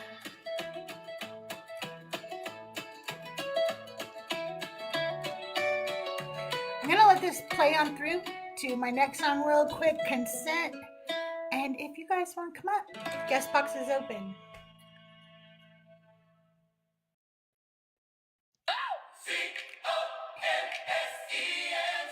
Consent. It's not an option to me. Consent. Respect the boundaries. C-O-N-S-E-N-T. No praying. No praying. No touch, don't speak to me without my fucking C-O-N-S-E-N-T. You love your neighbor, but you better ask first. You prey on trauma with that holy thirst. You'll catch these hands if you lay hands on me without my fucking C-O-N-S-E-N-T. Hey, if you don't get a yes, you'll never have consent. Submit, bitch, don't get it bad. Body ain't a toy, dude, don't even play without consent. Keep your filthy hands away. C-O-N-S-E-N-T. Thanks, Joyful. No praying, no praying, no touch, don't speak to me without my fucking C-O-N-S-E-N-T. My yes is my yes, my no is a no. Bitch, learn your scriptures if you know you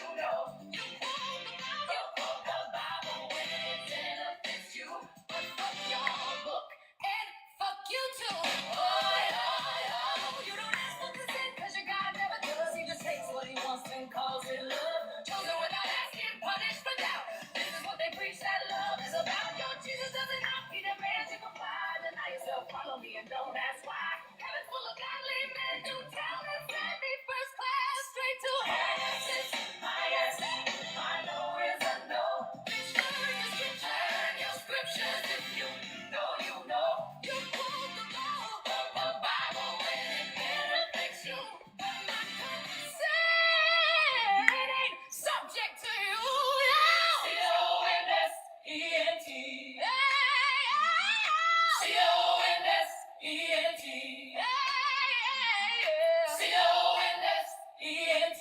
No praying. No praying. No touch, don't speak to me without my fucking name. C-O-N-S-E-N-T.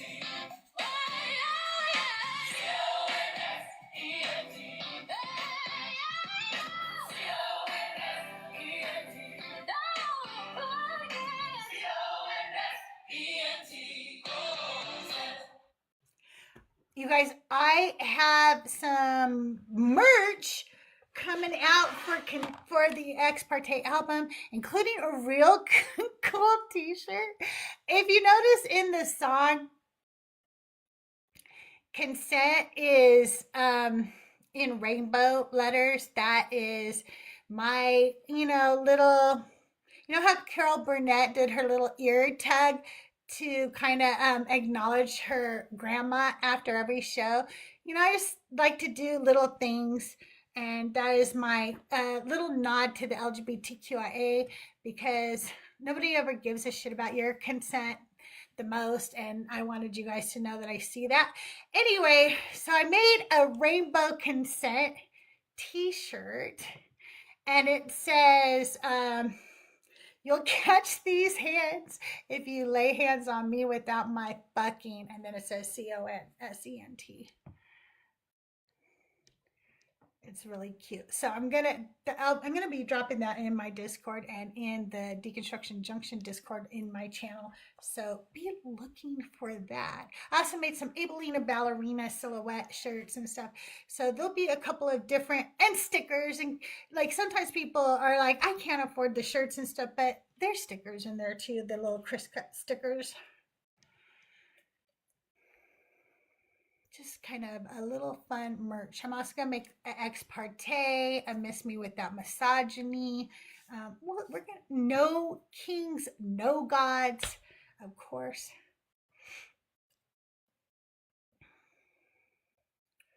Working on all of that for you guys. Ah, that's cool. Oh, I should do that too. I love that idea, Tahir. Make my entire wish list all based on all the deconstruction merch. That would be really cool. There's some really cool deconstruction merch out there too.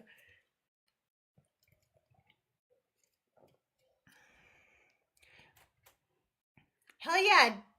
And like there's deconstruction artists, who do drawings or crochet or make 3D printed items or whatever. I'm gonna do that next year. Every single thing is coming only from the deconstruction community. I'm actually gonna put a channel in my Discord for deconstruction artists who want to share their Etsy, their Shopify, what have you. I really like that because I'm an artist. I draw, I write, and I know I've never I've never really made a living at it. When you're an artist, most artists do it because they love art. No, most artists are not rich. Most artists are doing something else to pay the bills because their art can't pay the bills for them. We prefer to pay billionaires ridiculous amounts of money to destroy the earth than pay an artist. So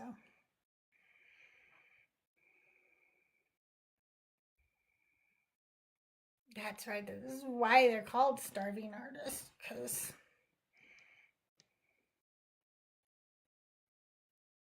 oh, that's cool, Lilith. I love that.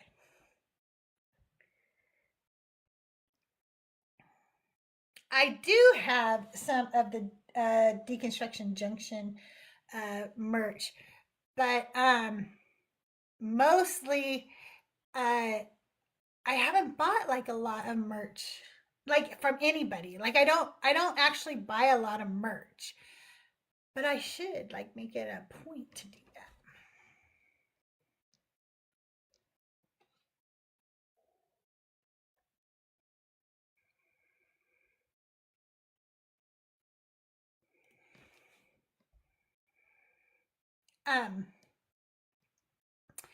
I learned how to do digital photography when digital cameras first came out, and digital cameras when they first came out had horrible, um, like they were very pixelated. You know, why can't I think of the words I want? Resolution. Sorry, horrible resolution. 640 by 420, and just very pixelated. Every time you saved a JPEG, it created more artifacts. So pictures always, didn't look very good back then. Eventually, they, were able to advance, and the Canon EOS became affordable for consumers to buy and be able to take really amazing. And EOS is just one of them, but that was the Canon version of the one that felt professional, but uh, didn't cost the price of most professional cameras. So I finally decided that I would take an art and actually make money off of it. And Doug and I went into wedding and event photography and videography. Oh my God, I fucking hate weddings so much. Like, I hate them so much. Like, I hate weddings. I will never enjoy a wedding again in my life after doing this for a living. There is nothing about a wedding I enjoy. My son knew this too when he got married, and he put on a beautiful wedding. Him and his wife did a great job. It was a gorgeous wedding, and they paid for mostly everything. Like, I didn't have the money to pay for what they wanted, but we paid for what we could. We helped with invitations, things like that, but I couldn't.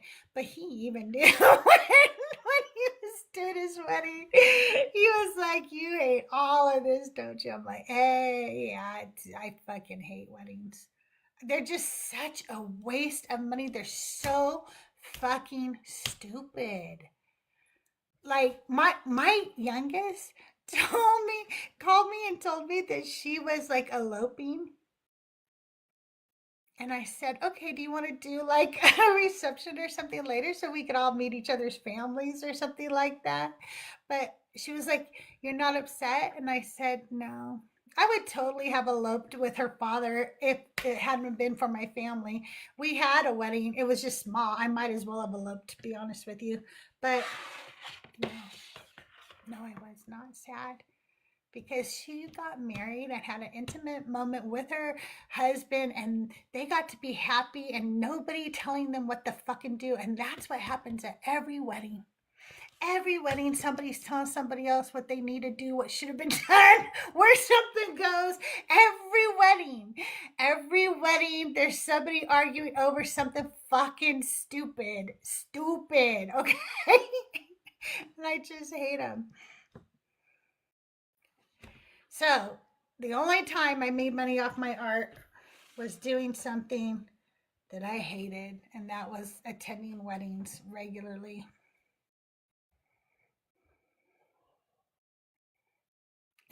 That's funny, nerdy. Yeah, I remember I one wouldn't time go ahead, Nick. I wouldn't mind weddings so much if some people got some original freaking ideas.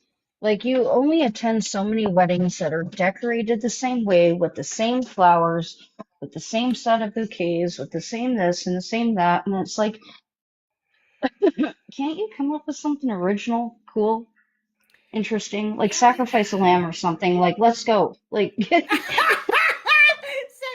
a like, lamb or something. I don't know. Come Like, on. do Hi, something, Circus. anything. Merry CrystalMas. Oh my God, that's so funny. Um, it's just like, okay, they're just so annoying. Okay, every every person at a wedding is so self-important. I cannot express to you how pompous people are at weddings. I'm at a wedding one time, and I am shooting the bride. I am the photographer, and let me express to you guys something that you should all know about weddings, okay? The most important person at that wedding is the bride. I don't give a fuck who else you are. Like, literally, do not care, okay? Nobody gives a shit about you that day. The only person they care about is that bride, okay? And the second most important person that day is the photographer, not the groom, not the fucking makeup artist, because if that photographer does not capture the moment the way the bride wanted, she will not ever have the memory she wanted, and she will be pissed, and it will be horrible. Like, you have to understand that photographer is the bride's most, like, that is what is she, that's why she's doing her makeup a certain way, that's why she's wearing the dress she's wearing, that's why they're doing everything they're doing is for the photographs. Okay, so I am taking pictures of the bride, and one of the bridesmaids comes up to me and says, hey, the mother-in-law is thirsty. What the What? fuck? Why are you telling me this? It's like, okay. I said, okay, then maybe you should get her water. Aren't you one of the bridesmaids? And she goes, oh, well, I thought you you're the photographer. And I'm like, exactly. And that would be why I'm taking pictures of the bride. What the fuck are you talking about? What the fuck are you talking about? Then, like, we would be shooting like the cake cutting, okay? The cake cutting. And we would have people yelling at us that we were in the way of them taking a picture on their phone or their little fucking throwaway cameras or whatever they had at the time in their hand. They would get mad that we, the photographer and the videographer, were standing in the way of them getting a picture for themselves. We so many people got mad at us about that. I'm like, we even would tell them sometimes at the beginning, we're going to do the cake cutting now. We are going to be in the way, but as soon as we get our shot, we will move out of the way quickly and you can all get pictures. And they would still, like, oh my God, it was ridiculous. It was just so ridiculous. I hated weddings so much after I got done. We were sued for eating food at a wedding. It's in our contract. We already had it in our contract because we were already told by other photographers how petty bride and grooms are.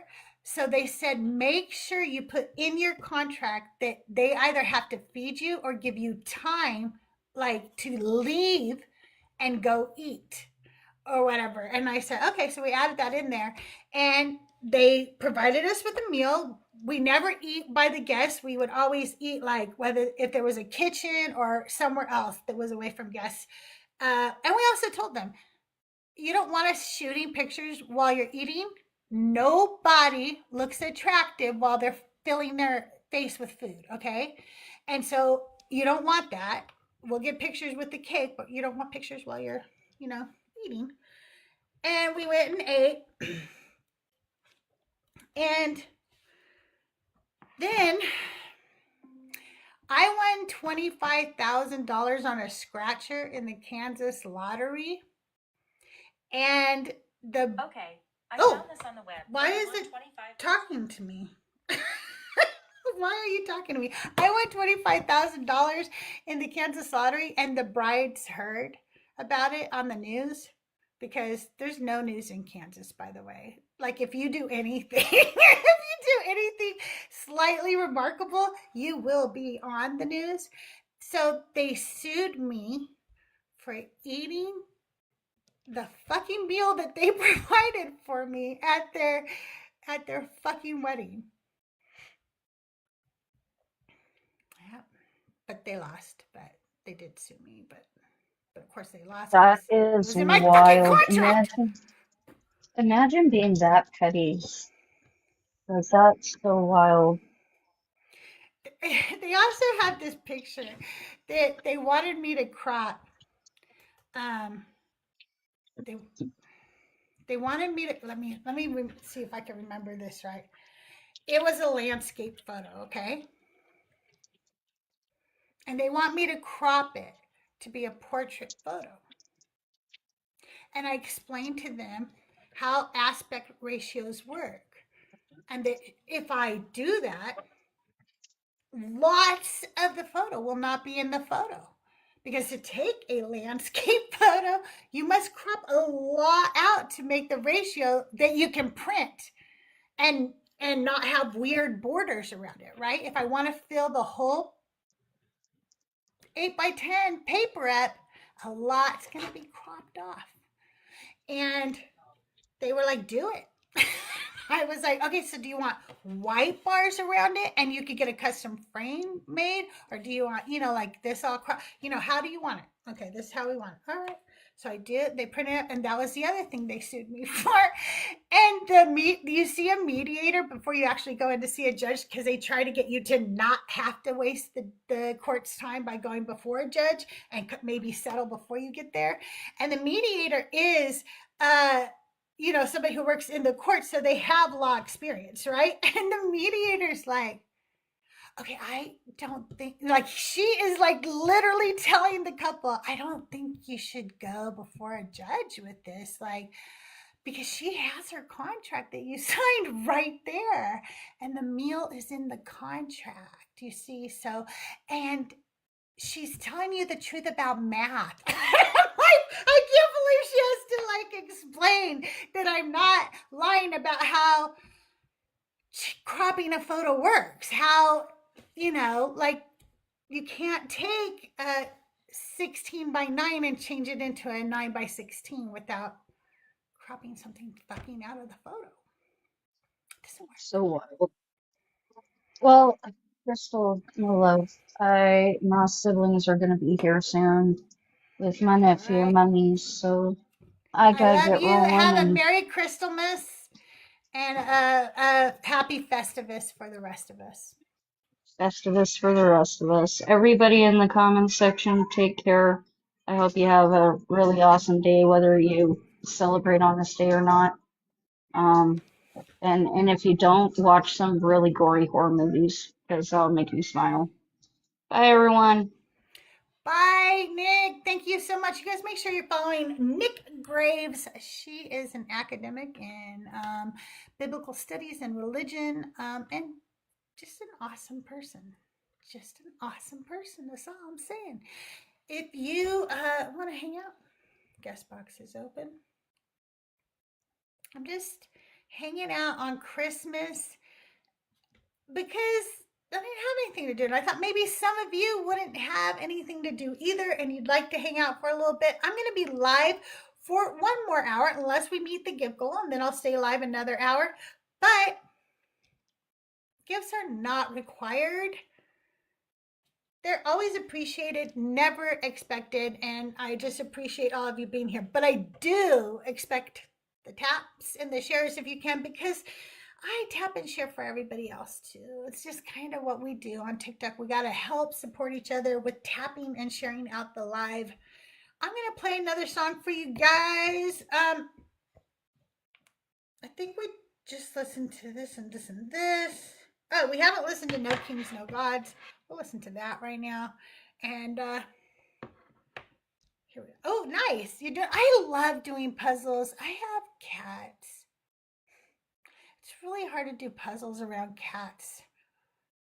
I want to have like a little she shed or something that I can go be where the cats are not, and that way I could do puzzles.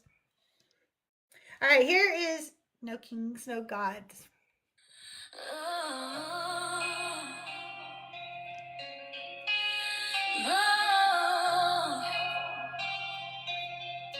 They said Jacob I love, but Esau I hated. Before he took his first breath, his fate was already faded. Born red, born wild, born free in the dust. But the prophets wrote him off, told us God couldn't trust. Oh yeah, from Esau came a Malika named they cursed. They painted whole people with the blood of the first generation after generation. That rage rolled on, turned stories into weapons and called the slaughter divine law. But let me tell you something they don't want you to see. The line they drew from me so runs straight to you and me. They use that curse like a brand, like a flag in the sand to call every rebel, every outcast, every child of the land. I'm elect. No kings, no gods. We won't kneel, we won't nod. No kings, no gods.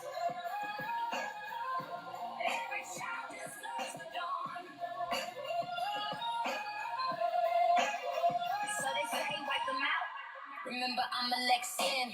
But they don't see the mirror that they're staring in. They call them cursed Palestinians despised.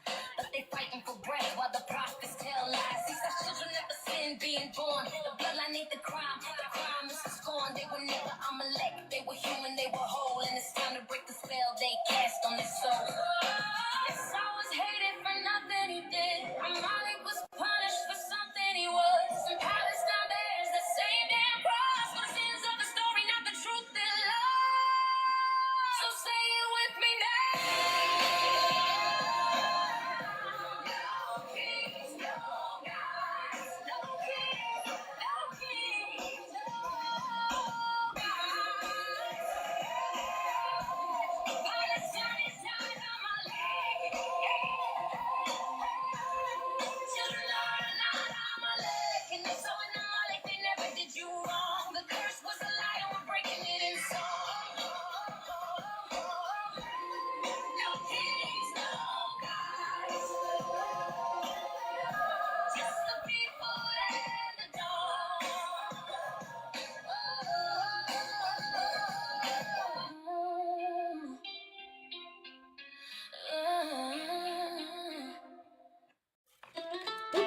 I didn't want to play that song. You guys, the guest box is open. If you want to come up, talk, you want to, I don't know, talk about anything you want to talk about. Tell me about your God. Tell me about your beliefs. Tell me what you don't believe. Tell me, do you believe in magic? In a young girl's heart. I don't know. Happy CrystalMas. Thank you. Happy Crystalmas to you too, Katie. How are you doing today? Pretty good. I'm doing a traditional roast dinner for a friend of mine and myself for business. Nice. Yorkshire pudding, all that stuff. Doug is cooking for us tonight. We're having some Brussels sprouts, mashed potatoes, and prime roast. Ooh, nice. Yeah, that's all I'm doing. Oh, and I cleaned my entire apartment. So, pretty boring. Yeah, we're just hanging out, kind of low key. Like I said, I'm still on baby watch. Oh, that's right. And so we didn't really want to plan anything because we didn't know if we were gonna just have to up and take off. But and my daughter, she works retail, so they are very busy during the holiday, and my other daughter lives with us, and so we just, none of us really had money to do anything, so we're like, we're just not going to do anything, but we'll do something in January probably to just gift each other and stuff. We just do it when we want to. I do eat meat. I eat meat. I wish I was a vegetarian, but I'm not yet. I don't know what I said that made you think that, but I do eat meat. We're having a roast for dinner. Yeah, wait. I have seriously started eating a lot less meat though. I see what you thought. Okay, I see what you thought, Carlisle. That makes sense. By the way, Caris, I'm sorry, I thought I said Carlisle for a minute. Caris, my dad's middle name was Carlisle, and he spelled it exactly like that, but with an L in the middle. No, I wish I was a vegetarian, and I'm going to tell you why. Like, I eat less and less meat all the time. It is starting to get to me, like, I don't know. And I haven't done it on purpose or anything, and so I find sometimes I still eat it, like sometimes I'll still, but I find myself picking it out of food a lot, out of things that I'm eating a lot now too.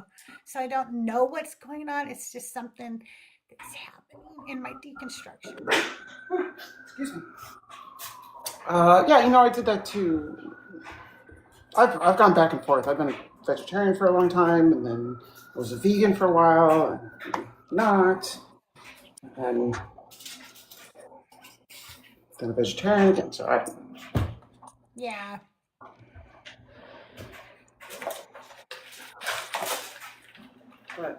But I I'm not right now. I mean, I eat meat. I mostly eat chicken. I mostly eat poultry. Like I even looked it up. Is there something? Is there like a person who eats just poultry and fish? And there is. I forgot what it's called, but that is a thing. And I'm like, because I think that's the only meat I like right now. Really, I don't really like red meat anymore. I do eat it still, but it's not.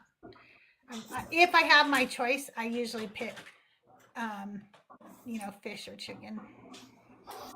Yeah, I honestly I don't really eat meat all that often when I'm not doing it for people.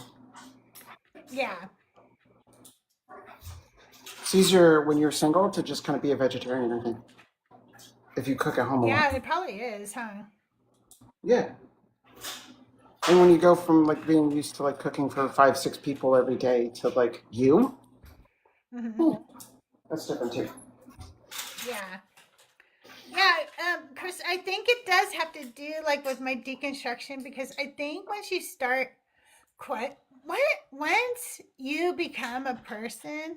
Oh, thank you. Thank you so much, Tahir.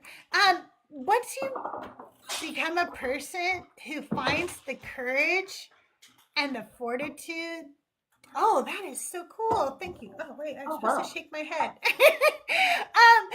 To question a God, like, because that's what people do when they deconstruct, They're literally questioning their God, right? So once you're comfortable enough to do that, because that's hard. It is hard to get to that place. We act like these people should just do it, and it's very hard when you've been indoctrinated. You start to question a lot of shit. And so I start questioning, like, I don't know, like, what is sentience? And why should I? Ooh, thank you. Look at how cute my face even turns rosy. That was so cute.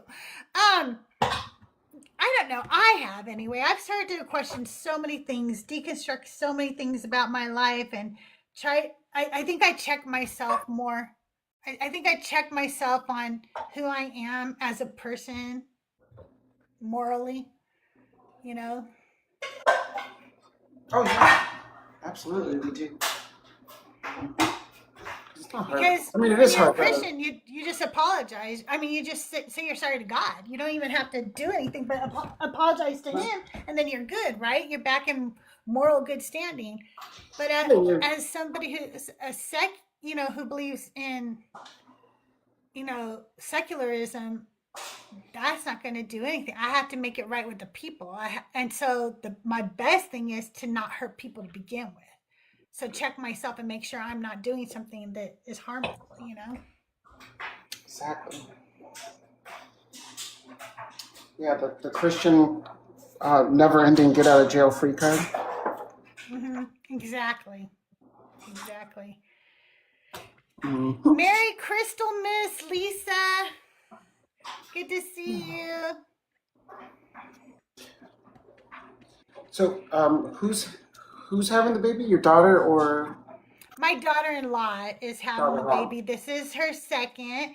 And she's a doctor, so I think that she thought she was going to be able to work up until, full term or whatever.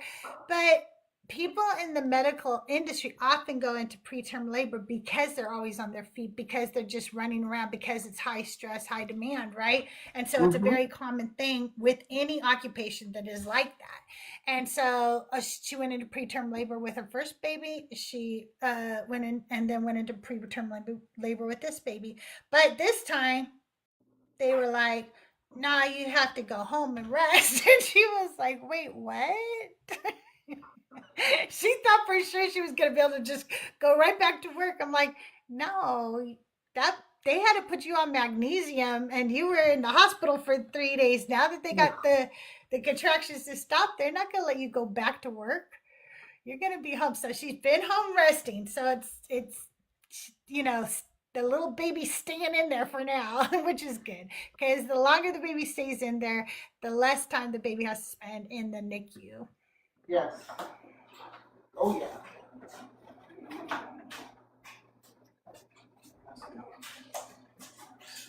Yeah. So mom and baby are doing good, and I can't wait I told them I'm going to call them after I'm done here. And we're going to finish up here in about 45 minutes, unless we meet the gift goal, and then I'll stay live for one more hour. But I said, when we get done here, I'd give them a call. I want to hear all about how my granddaughter is at that age now where she's a toddler. This is going to be like her first Christmas that she'll really understand some of it, like unwrapping the present stuff. I don't think they pretended there was Santa or anything. It's just from That's them fun. or whatever. But it's still gonna be fun for her to open presents and stuff. And they got her a kitchen because they have drink holders in their couch, and she always comes over and pretends she's cooking in those little drink holders. So they were like, I guess it's time to get her a little toy kitchen. And so we got her all these little wooden I don't know if you've seen the little wooden magnetic toy food that they have for kids now, so they can pretend to cut it in half, and then it will be like in two pieces, and then they just go back together with magnets. And so we got her a bunch of little groceries like that so she could play cook in her kitchen. That's awesome. Yeah. I think it's and this is their first time having a house. They were a couple in New York City, and so now they're in the suburbs with a little house with their little family, and this is their first little Christmas as a little family in their first house together. So I'm sure it was very special to them.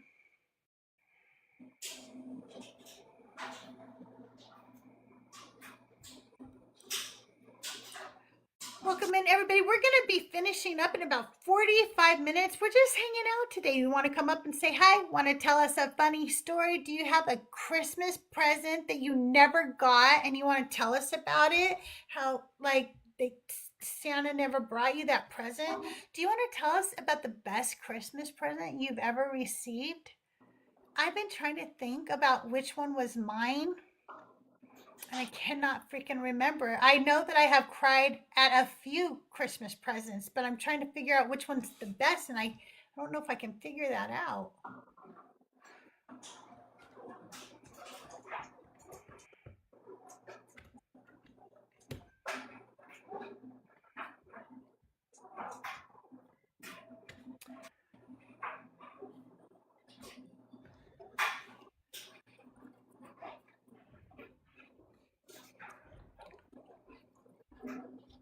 Okay, well, I hate dead air. Yeah, sorry, I was trying to write something down. I'm No, here. you're fine. I was gonna play it. I'm gonna play another song because I always feel nervous. Oh no, Dead you're air. fine, Crystal. I was just listening to you, and then I got like wrapped up in like timing out the meal and making sure when everything has to go in the oven, when and what temperatures, and like Oh, nice. Yeah, absolutely. all the like ADHD like deep dive like completely organized. I finally get tested in January for autism and ADHD. Isn't that crazy? Almost 60. Yeah, I mean, I turned 52 this year, and I didn't get diagnosed till earlier this year.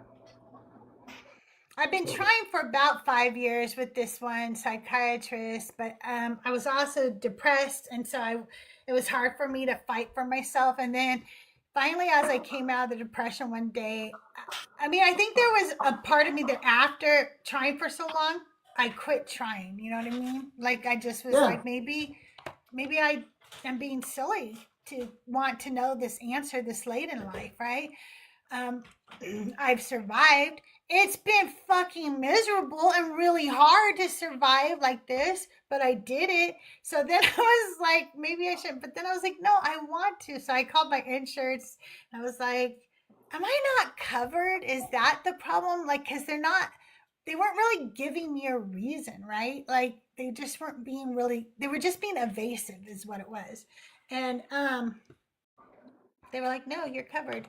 And I'm like, then how, like, what do I do? And they were like, here, just call one of these doctors in your area and set an appointment. You're covered. And I'm like, okay, so cool. So I did, and I'm surprised that I was like, okay, cool. I'm getting tested. It's going to be a 4-hour test. That's a lot. It It's is. a lot for me Yeah, it's just a to lot. doing anything. I think it was my current therapist I've had for this past year that was like, yeah, you know what? I think I think this might be something for you. Because otherwise, I was like, oh, really? I've just Yeah. I just trudged through, right? Yep. I didn't get diagnosed with I'm dyslexia until I was in my 20s and in college. wow. So So difficult when, you know, and people don't realize like how I realize being neurodivergent, that I know I am. Like what else that entails is what I want to know, right? And I realized by like just listening to my son who is not like me, say things like, I don't understand why you don't just like do that. Or my husband. And they would say, like, why don't you do it? Why don't you just do this? And I would think in my head, because that's not how it is for my brain. It's not, I was telling somebody this the other day, like, if you ask somebody, do they want to go swimming for a normal, no, I don't want to say normal, I hate using that word, a neurotypical person or whatever we call somebody who isn't on any kind of spectrum or anything, um they just think, do I want to go swimming? They just go, do I want to go swimming, yes or no? But for somebody like me, it's like, huh, going swimming means I'm going to have to go in the bathroom and change into my bathing. Well, first I've got to find out where my bathing suit is. Does that bathing suit even still fit me? And then after I go get my bathing suit, I'm going to go have to change. Everybody's going to see me in my bathing suit. I don't feel really comfortable. And then I'm going to get wet and my hair is going to get wet. And then afterwards, I'm going to have to dry off. That's about a half hour of just sitting there. That's yeah, what goes on in right. my head when you ask me, do I want to go swim? Now, does it happen fast? Yeah, it happens a lot faster than I can say it. But that's the decision making for me. It is not, do I want to go swimming? Yeah, yeah, yeah, absolutely can relate. No, And then everybody does not think this way, you know Elizabeth. what? And then you do all of that, right? And like, so now you've got yourself looking forward to it. You've solved all those problems, and then at the last minute, they're like, you know what? Let's not go swimming right now, Right? and Oh that just my wrecks God. you. Oh my God. When I first moved back to California, I wasn't here yet all the way. Like my whole family didn't live out here. I was like coming out here looking for work and stuff because Doug and I were preparing to move out here. And I came out here by myself for a week or two and I stayed with my niece. And I realized, you know what? I had not been to a Southern California beach in so long. So I was like, I'm gonna go to the beach.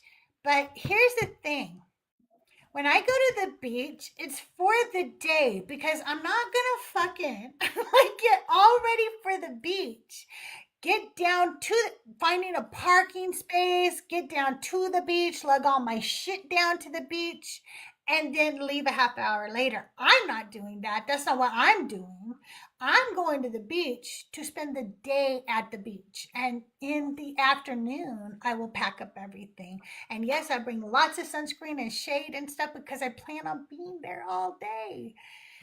And I said that to my niece, I'm going to the beach. And she said, oh, I want to come with you. And I said, okay, but I'm going there for the whole day, okay? And I expressed that. And then I never wanted to go to the beach with anybody else ever again. Like she ruined that day so bad. She Oh, was late. Then we had to stop at the store to get her daughter some toys for the sand. Then we had to go and get something to eat in a sit-down restaurant. Why can't what are we doing? I just want to get this is all before getting to the beach. And then we get we get a parking space finally. We get down to the beach. It is so late now. Like, I want to say it's probably 1 o'clock in the afternoon. I wanted to be at the beach at 10. I wanted to be at the beach at 10. It's like 1. We get down there, we get all set up. And I kid you not, about 45 minutes later, she's like, I just realized I really hate the beach. You're like, I hate it. Done. Yeah. That was the last time. And afterwards, after that day, I would say something like, I'm going to go do this. I want to come. I would be like, no, nope. You are, no, this is, Auntie needs to be alone today. Thank you. We are not doing that again. Nope. Carrie, JTP, welcome in. Draga, welcome in. Merry CrystalMas for anybody who's just joining us. We're just hanging out. We're just talking. I'm going to be here for just over a half hour more. Unless we meet our gift goal, then I'll stay another hour. But if we don't, that's okay. Gifts are not required. They are not expected, but they're always appreciated. And I want to thank you guys all for being here. I hope you guys are having a wonderful day, no matter what you do, whether you celebrate something right now or you don't. And no matter what you celebrate, I hope you guys are having a very safe, happy day. A very happy day. Yeah, it's been pretty good.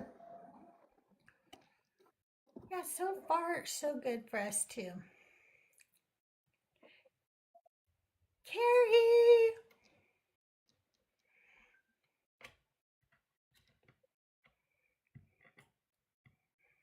I never go to the basketball games, and her friend said she wanted to go with me. She talked the whole time. No, see, I hate that shit. Don't do that. Don't do that.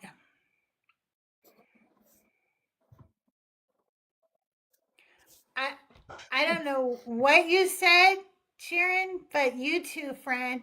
You too. I'm sure that's probably a perfectly okay set of words. Yeah, it's not that I don't trust you, Jaren. I just don't trust you. It's just that simple. Yeah, I feel like they can be pretty, sarcastic and snarky. Oh, Jaren, I have to say, like, I have been off recovering from a surgery, and I have enjoyed your lives a lot. And this might just sound weird, but they really also helped me get some rest. Only because, like, and I don't mean like it was. I mean, I like the material is fascinating. I'm also a data science. Well, I have a degree in data science or a master's, but I don't use it really. So like all that was super interesting to me, but like the arguments got repetitive, and that can help me sleep. And like when I'd wake up and you'd still be on, and I'd watch for a while, and then I'd go back to sleep. It was great. I felt like so rested. It is true. I am glad though it's repetitive because it helps me remember things. I'm like, oh yeah, that yeah, I remember now. It's the Josephus one that's an interpolation or whatever. Like I have to hear it a few times and then I remember shit. But You're as like, he knows, he does have his own section in my Bible, in my notes. I'll show oh you. really? There's a CBJ notes area because I take notes when he's talking. I don't think it says CBJ right there, and then here are all the notes when he's talking. And they're funny. Well, some of them aren't funny, but I mean, some of them are. Like I wrote, no writings from Pontius Pilate. That's it. That's my note. People try to tell me Pontius Pilate wrote something. Nope, I got this note right here. Nope, that didn't happen. Socrates had a contemporary write about him, Plato.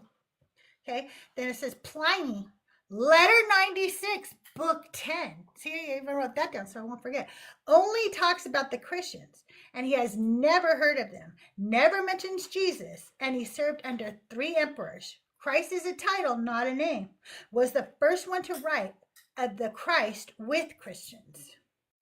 All right, see, I'm doing good. Christians mentioned as early as 36 BCE.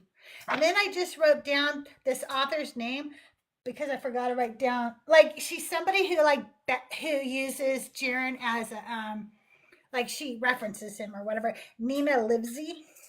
I just don't have her book yet, but I wrote it down, so I didn't write down the name of the book though. Paulos is not a first name before Paul only a surname. Shroud is from the 1300s. That's when it appears. It has been dated to the 1300s. One of the hands is longer than the other to cover his massive junk. See, I take notes. Josephus, Testimonium Flavianum, Antiquities 18.3.3 is an interpolation. Antiquities 20.9.1, Jesus, son of Damius, who is called the Christ, may be a scribal note. And then there's Suetonius and the Crestus and Claudius, and Crestus was a common slave name in Rome.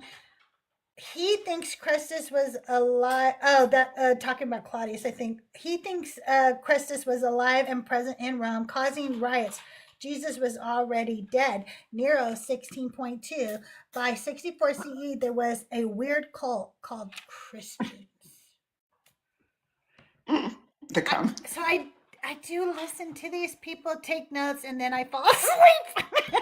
Because afterwards I'm like, all right, I already took notes on that. I can sleep now. Oh, I've heard this one. Jaren's lovely voice. Yeah, I've heard this one before. Oh no, I'm sorry. You're covered in soda now, huh? And I find I've only really found this community of deconstruction people and atheists and whatever within the last 4 months. But I've known cyber for years, for a couple years. Oh. Yeah, it's a great on this app. community. It is awesome.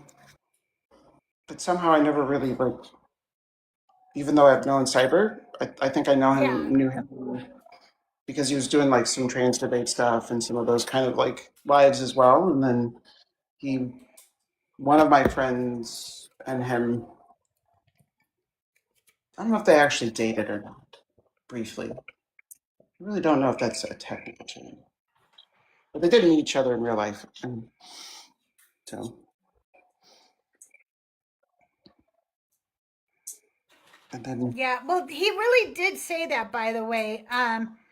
The nerdy, that is literally something Jaren said. That's why I wrote it down, that one of his hands is longer to cover his massive junk. I was like, I need to take note of this very important detail. This might be necessary in a future debate.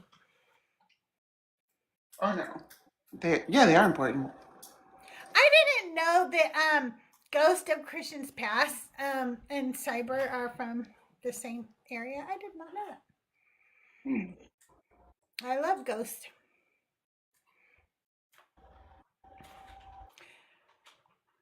You guys, we're going to be ending the live in about a half hour, unless we meet the giggle. But otherwise, I'm just hanging out today. Just come up. Happy Yule.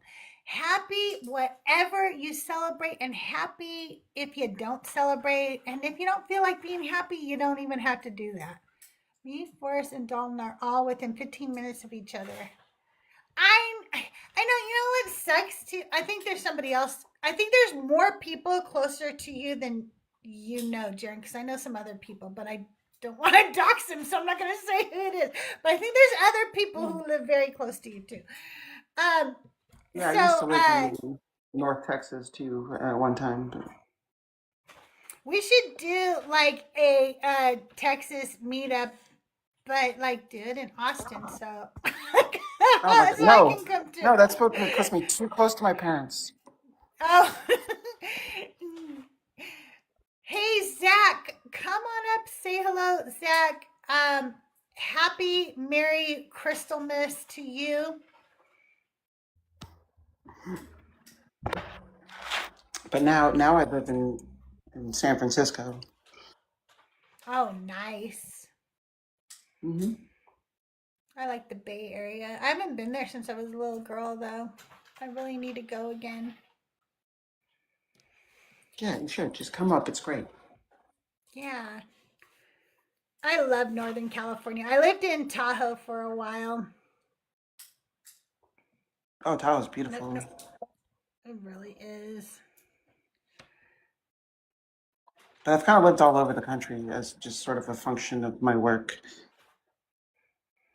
Oh, I gotcha. I've only lived in California, Nevada, and Kansas. Well, no, that's not true. I lived in I was born in Michigan. I don't know why I just said that. I'm born in Michigan, but I just don't remember it.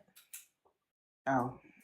I was born in Virginia, lived in South Dakota, Texas, Ohio, Southern Michigan, Kentucky, Pennsylvania. Yeah, I was born in Detroit. I always would tell people when I Oh, was growing up that all the best things come from Detroit. Detroit Steel, Motown, and me, baby. But I don't really know anything well, about like what Detroit, so. I grew up in Toledo, but like would be up in Detroit all the time in like the late '80s and '90s. So all the fucking good music was up there. I'm sorry, trucking good music was up Oh there. yeah. My you can say fuck on my show. My whole family was from Ohio. From let's see, they were from Canton, Andover, and Port Clinton. Okay, Port yeah, Clinton. Yeah. yeah. I unfortunately like my family's all from South Dakota. I'm actually a um, some percentage, I don't even know what, but close to half, I guess, of Metawankaton, Dakota. So Sioux. So like my whole family is like Minnesota to the Dakotas. Yeah. The ones that I never like I was 3 when I left anyway. When I left the Detroit area, I went back to Ohio a few times. I've never been back to Detroit. Um, Ohio is not for me. oh my God, no, It's not for me. no, not for Growing me up in either. Southern California and then going to Ohio was a little depressing. Yeah, I mean, From like, California.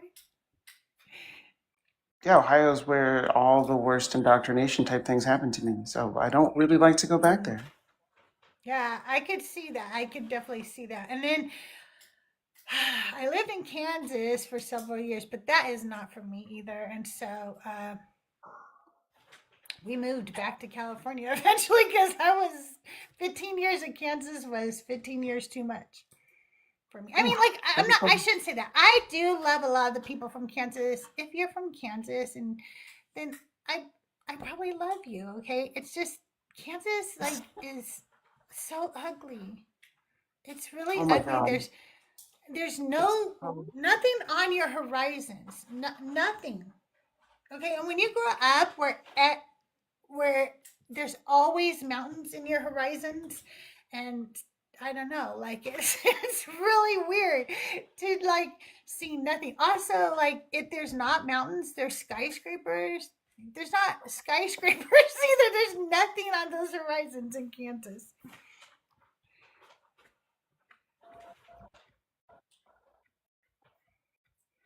La Paquette, that's cool. I hope you have a safe trip. I've been to New Orleans. New Orleans is fun every once in a while to go to. Lortz is from New Orleans. I think the only pretty thing I ever liked about Kansas was I was doing some work in a refinery in McPherson, which is just north of Mm-hmm. Wichita. And this Yep. north of there is Horse Thief Canyon, which was it was a beautiful park and a nice hike. And that was it. That was like done. Yeah. Yeah. I mean, there's things like obviously there's fields of sunflowers that are beautiful in Kansas, but you can have sunflowers other places. You don't have to have them in the middle of nothing. And then I also felt like when I lived in Kansas, I thought a lot of the things that the state did and stuff. And I was a Christian, so I'm not even talking about the conservative stuff yet because at the time I am a conservative Christian. I'm an idiot, okay? I just thought like a lot of stuff was stupid. At one point, I found out that Wichita was the air capital of the world. And I always thought, even when I lived there, before I found that out, I thought, Why doesn't Kansas have like hubs at their airport? Like why are the hubs down in Dallas and why are they in like we're right in the Yeah. middle of the fucking map. Why isn't this a hub? It would be so much faster for everybody. And we used to be known as the air capital of the world. Everybody flew out of Kansas for that exact reason. You know why they don't? Because Kansas and all of its intelligence decided to put these horrific taxes on airlines to fly in and out of Kansas. What I mean, like, but like Wichita has like Learjet and a couple other manufacturers for And you know what they the Air do? Force They Base. literally put their planes on like trains to transport them to other places to fly them out and put them and assemble them and put them together. Yeah, my My grandfather husband worked works. for Boeing.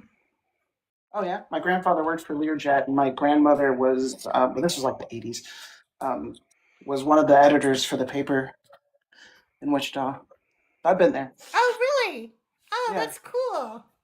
Yeah, my husband worked for Boeing in Wichita for many years. Boeing became Spirit Air, so he worked for Spirit also, and he worked for Raytheon out of Wichita.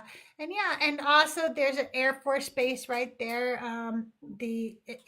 right up in Derby, basically, which is just south of Wichita. Um, Been to that a PX lot of many times. planes. Yeah, Hmm. but why can't I think of the name of the Air Force base? I want to say March, but that's here in California. Yeah, I don't remember it either, honestly. But I was, I think the Yeah, last time I went there was like 11. So. I don't know why I can't think of it, but yeah. Hey, silly goose! Merry CrystalMas to you. I hope you're having a good day, whatever you're doing. I know that this is a weird day for many. McConnell, yes, it is. It's McConnell. Thank you. Um, whatever you guys are doing, I hope you're having a wonderful day. And make sure you stay safe. Do not drink and drive. And don't drive if you don't have to, because people are going to drink and drive. So there's 2 safety tips for you. Don't do it. And if you don't have to drive, don't do it. Because you're going to be safer indoors this week if you don't have to drive. Unfortunately, statistically true.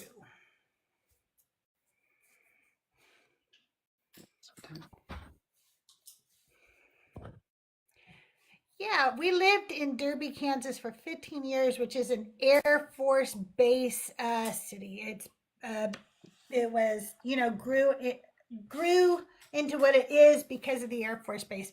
It's originally called El Paso, Kansas, Really? named after El Paso, Texas. And fun little fact, the only reason it is called Derby is it was a mail route that the train went through, and there's still a train that goes through it, that the train went through, and conductors who had to stop for mail routes and stuff along the way used to sometimes just call things little nicknames. And there was a guy there that always wore a derby or something, so or his name was Derby or something. But he made just a little like that was the nickname for what he called that town when he would stop to deliver mail. And I don't think that the town ever did what they have to legally change the name to Derby because the water company is still El Paso Water Company after all these years, even though the town is called Derby, Kansas. So some legal details that they never accomplished. You are welcome. Yeah. Cool. All right, it is time for me to start doing cook stuff. So have Okay, a well, I hope you wonderful have rest a of your wonderful Christmas. meal and you too. Katie, thank you so much. You guys, if you are not following Katie, please do so right now. Katie is amazing and I really appreciate you coming up. You have a great day. You too, thank you. Do you want to drop me for your Bye. algorithm? Or? Yeah, I'll do that.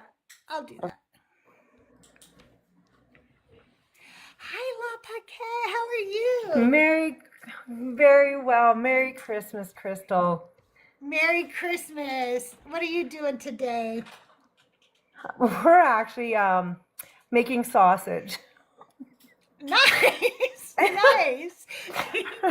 I don't think I've ever done that, but I feel like my parents have before. I think I remember them making homemade sausage. It's very good. I remember that it's very flavorful. Much better than store-bought. Yeah, for sure. What kind of So I sausage was are going you to tell making? you a cute. Oh, go ahead. Tell me. I don't know. We just throw in a whole bunch of different spices and hope for the best. Oh, yum. That's the best. So I just have a cute little Christmas story to tell you. So go to bed last night, whatever, you know, and about 1:30 in the morning, wake up. I have to go to the washroom. I'm old. So I wake up to go to the washroom, and I come around the corner just as my husband's coming around the corner, and he's got my gift in his hand. But I mean, whatever. And we scare the hell out of each other. He drops the gift. He's on the floor. I'm standing there. I don't know even where to put myself. I go back to my room. Oh my goodness.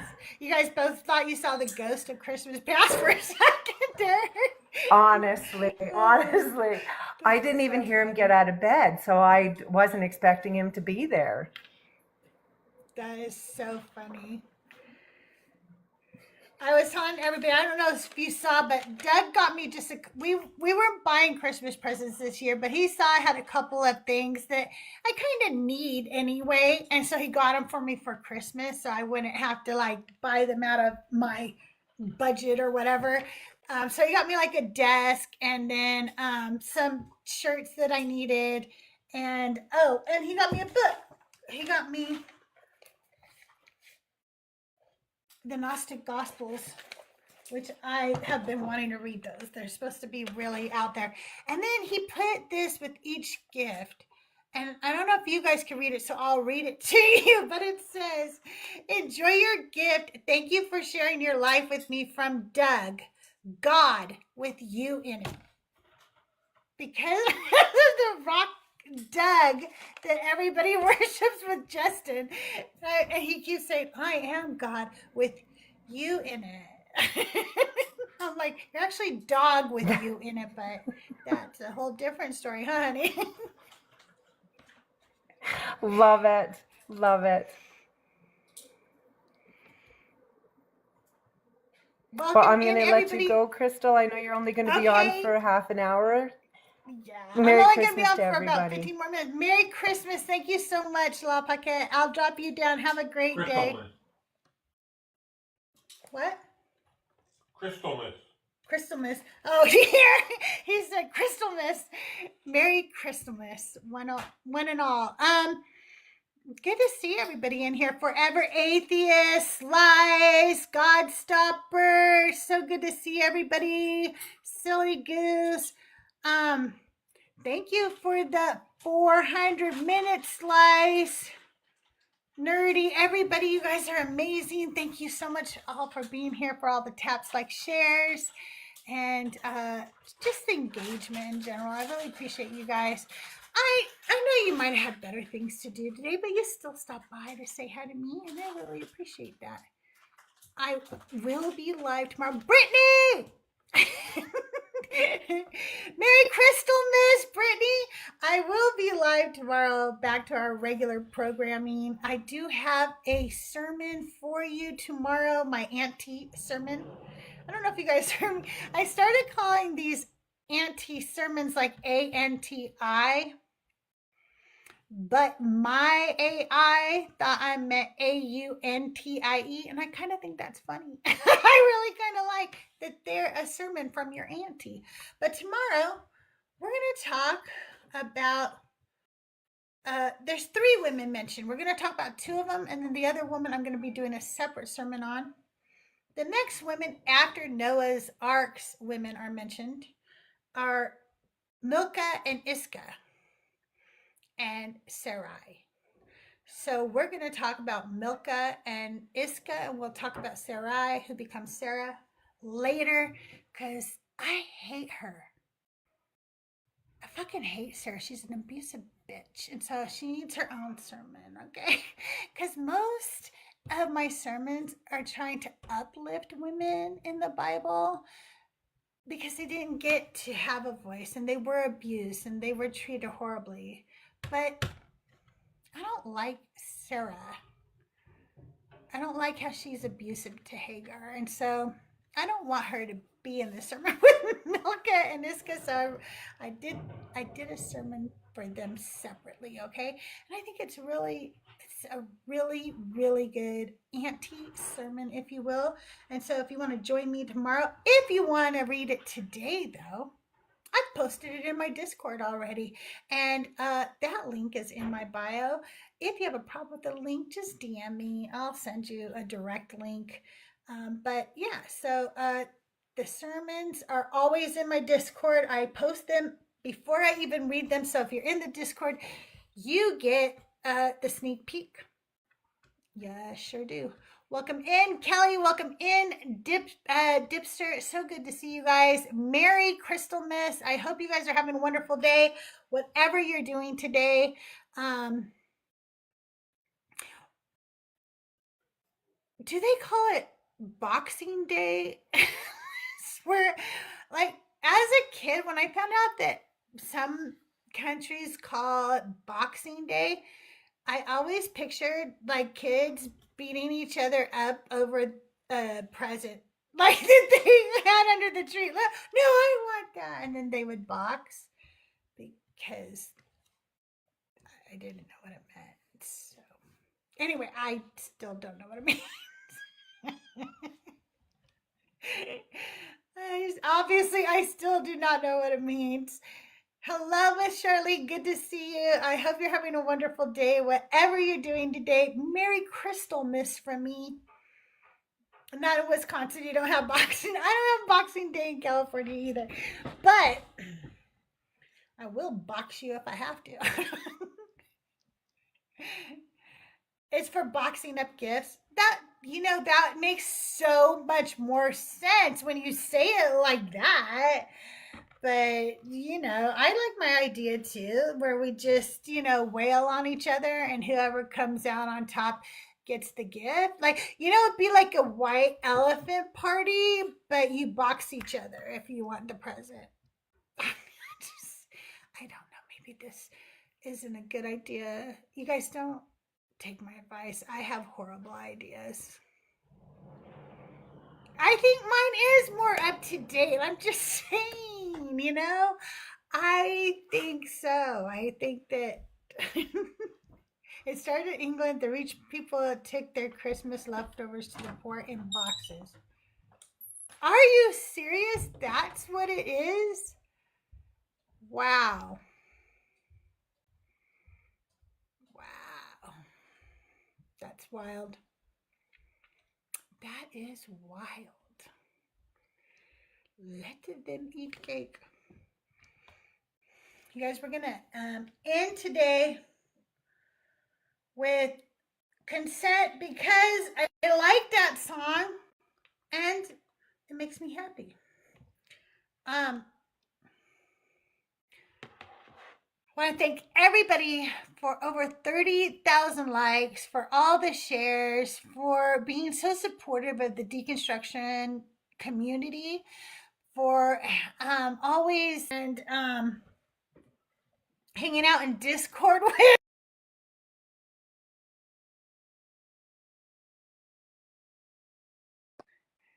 I did have a Red Ryder BB gun, but not as a kid. It was as an adult. Oh, thank you. Oh my gosh, that's so cute. Thank you, Hot Pocket. Oh, I don't even know how to do a heart. I did a Christmas tree. That's what I did. Oh my goodness. I did get a Red Ryder BB gun as an adult because as I've said before, I'm a reseller. So I have bought out estates, I have bought out storage lockers, I don't resell anymore, but I was a reseller for many years. And so I did buy out a locker because I saw a Red Ryder BB gun in there. And then I sold it and made money off of it. But yeah. All right, you guys, I'm going to end the show here with my song Consent. I hope that wherever you go, you make every motherfucker get your consent before they pray, speak, or talk to you, or touch you, or anything. Okay, here's my song, Consent. C-O-N-S-E-N-T. Consent. It's not an option to me. Consent. Respect the boundaries. C-O-N-S-E-N-T. No praying. No praying. No touch. Don't speak to me without my fucking. C-O-N-S-E-N-T. I love that fucking. You love your neighbor, but you better ask first. You prey on trauma with that holy thirst. You'll catch these hands if you lay hands on me. Merry Crystalmas, Mini Quan.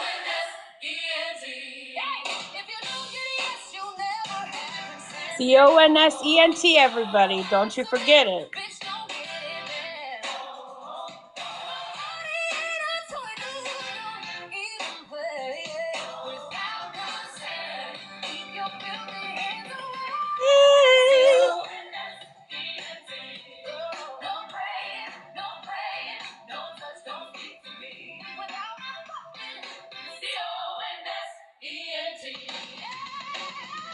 My yes is my yes, my no is a no. Bitch, learn description.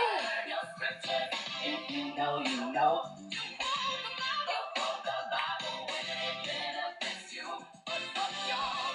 And fuck you too. You don't ask for consent because your God never does. He just takes what he wants and calls it love. Chosen without asking, punished for doubt. This is what they preach that love is about. Your Jesus doesn't knock, he demands you comply. Deny yourself, follow me, and don't ask why.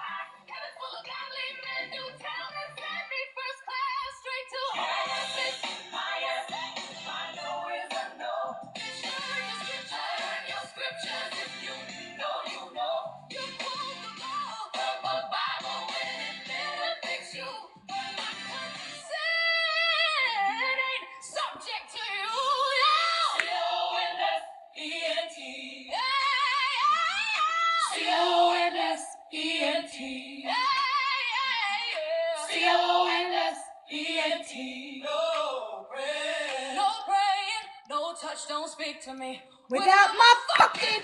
C-O-N-S-E-N-T. She really nails it at the end. Yeah.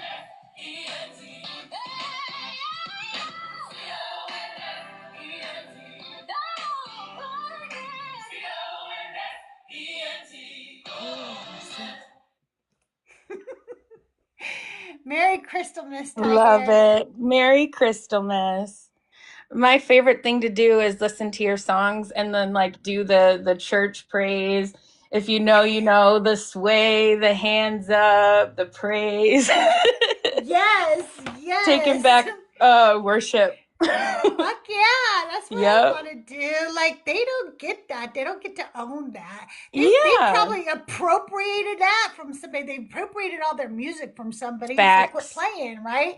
So, Honestly. no, fuck them. They don't own any of that. They don't get to. We're taking it back. I'm with you. The secular praise, man, I love it. I am all for it.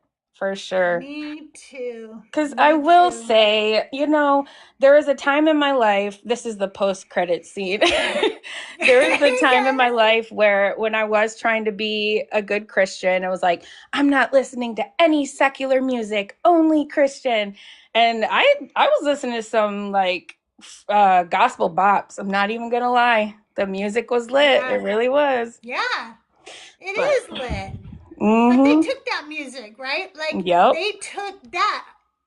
Yeah. And now we hear gospel, and that did not originate. Like, they took that and turned it into their worship music. Mm-hmm. But we're going to take it back and turn it into what we Yes, praise and ma'am. what we love and what we care about.